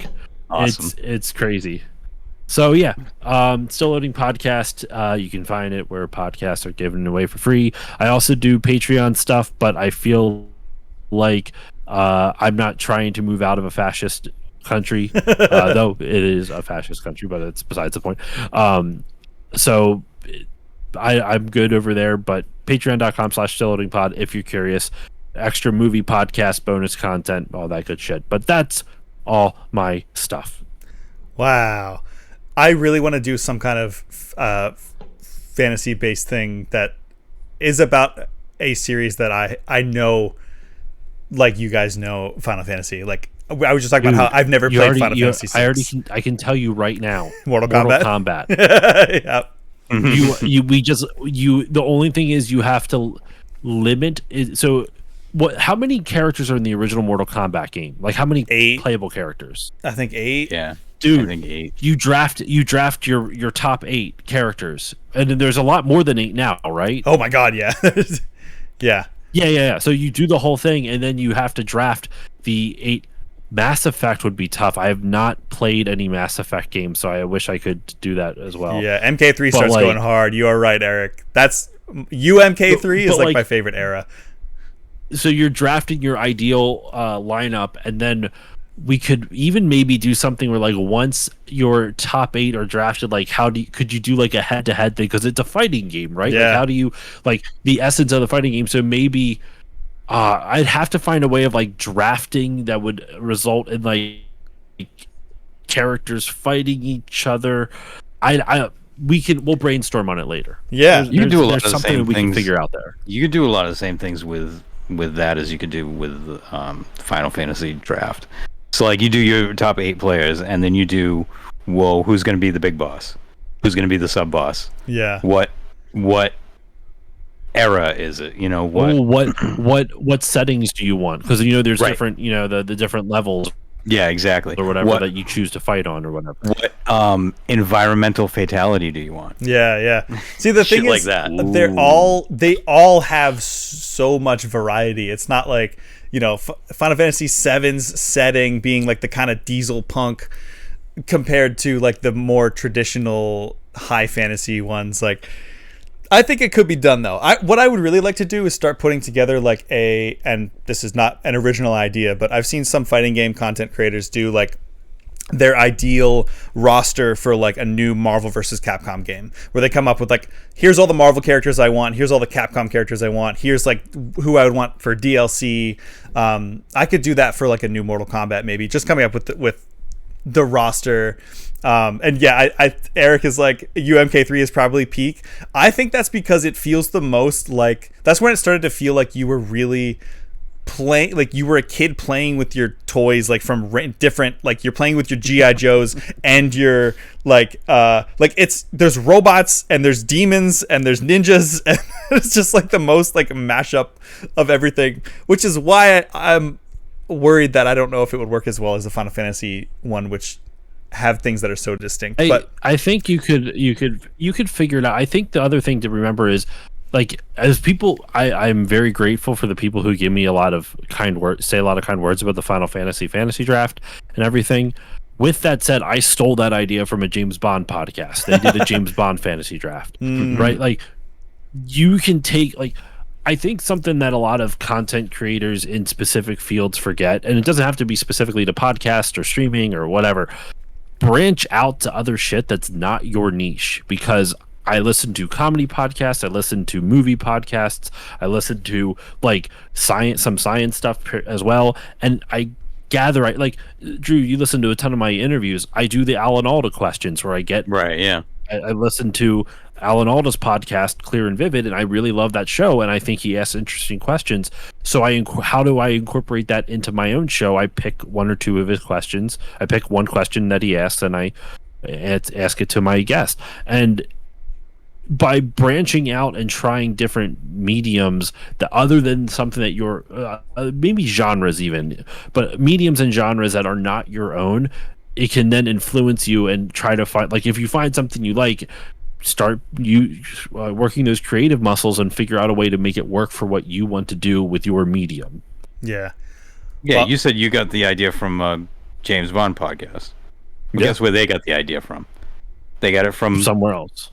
A science podcast. Where they get it from? They got it from an actual fantasy draft. Yeah. Yeah. It's like an actual football fantasy draft. But anyway, right. I do have to get going, Andrew. Yeah. It is almost 12:30. We gotta let Drew get to sleep. What else can be said? Chrono Trigger was fantastic. I loved it. Thank you, Drew, for introducing it to me, or being like the final catalyst of getting me to play it by coming on and gushing. And thank you both for taking your time out of your cutting a time out of your sleep tonight to talk about this. I got my. It's all good. I'd be up anyway. So this people got it from RPGs. Yeah. You're not wrong, Eric. Right. You're not wrong. That's true. Yeah. I got my Wu-Tang Clan shirt on because the Drew Tang Clan is assembled right now. Yeah. Thanks, guys, for joining me here tonight. Thanks for the raid once again. Thanks for everyone who viewed. I don't have anybody who is currently streaming that I could raid to, I don't believe, because it is almost 1 o'clock in the morning. So I think we'll probably just call it there. John Chiplock is streaming right now. Oh my god. No, it's okay. I don't know who that is. The voice actor I mentioned earlier, but not important. You got to introduce me to your little peek behind the scenes there. You got to introduce me to your cavalcade, your Rolodex of guests that you've amassed over your 10 years. Anyway, yeah, we will. Karen, beware. You know what? Because you rated, we're gonna send you guys to Karen Beware. I don't know who they are. I hope their content is good, but I trust you guys if you are a friend of Drew's. So yeah, Karen is the girlfriend of Tilted Gaming. Tilted Gaming is one of the people that I play D&D with on Wednesday nights. Oh yeah. Oh wait. So I'll do this now. Why does you guys' feeds keep dropping out? We hate you. Why do you hate me? So I know that, and then I promise I'll let you guys go. Oh, you're gone. Why? Now you're back. Okay. I don't know. Nope. Now you're gone again. What the hell? So you guys mentioned D&D, Drew. So hot scoop here, real quick, because I know you and probably everyone here from your mutuals are into tabletop gaming. We're going to be trying something out on a Saturday, probably maybe a Sunday soon, of streaming live tabletop games here on the Experience Point. It's something I've been wanting to do more. I have a friend who just started doing or we all started doing a like Magic Industrial Revolution kind of campaign, which has been super rad. I play a air pirate captain, a sky pirate captain, which has been awesome. The story just went insane and hit the fan so badly that we were like, we need to record this. And I was like, I already stream. What if we do it through this? So if you guys want to see more or any tabletop, it's not D&D, but it is D&D. It's called Savage Worlds. Definitely keep your eyes peeled. Drop your follows here, and we will have some fun together. Anyway, with that, we're gonna raid to Karen Beware. Is it just Caren Beware, all one word? Yeah, they spelled it in the chat. Yeah, I didn't know if the username was all one word. Yep. Karen Beware. All right, I'm gonna just drop into this person who I don't know, although I do know Tilted Gaming. So, all right, friends, for reals, I will let you guys go. Thank you once again, and enjoy the content. Enjoy your couple hours of sleep, guys. Oh yeah, get some rest. Yeah. All right. Night. Night, everybody.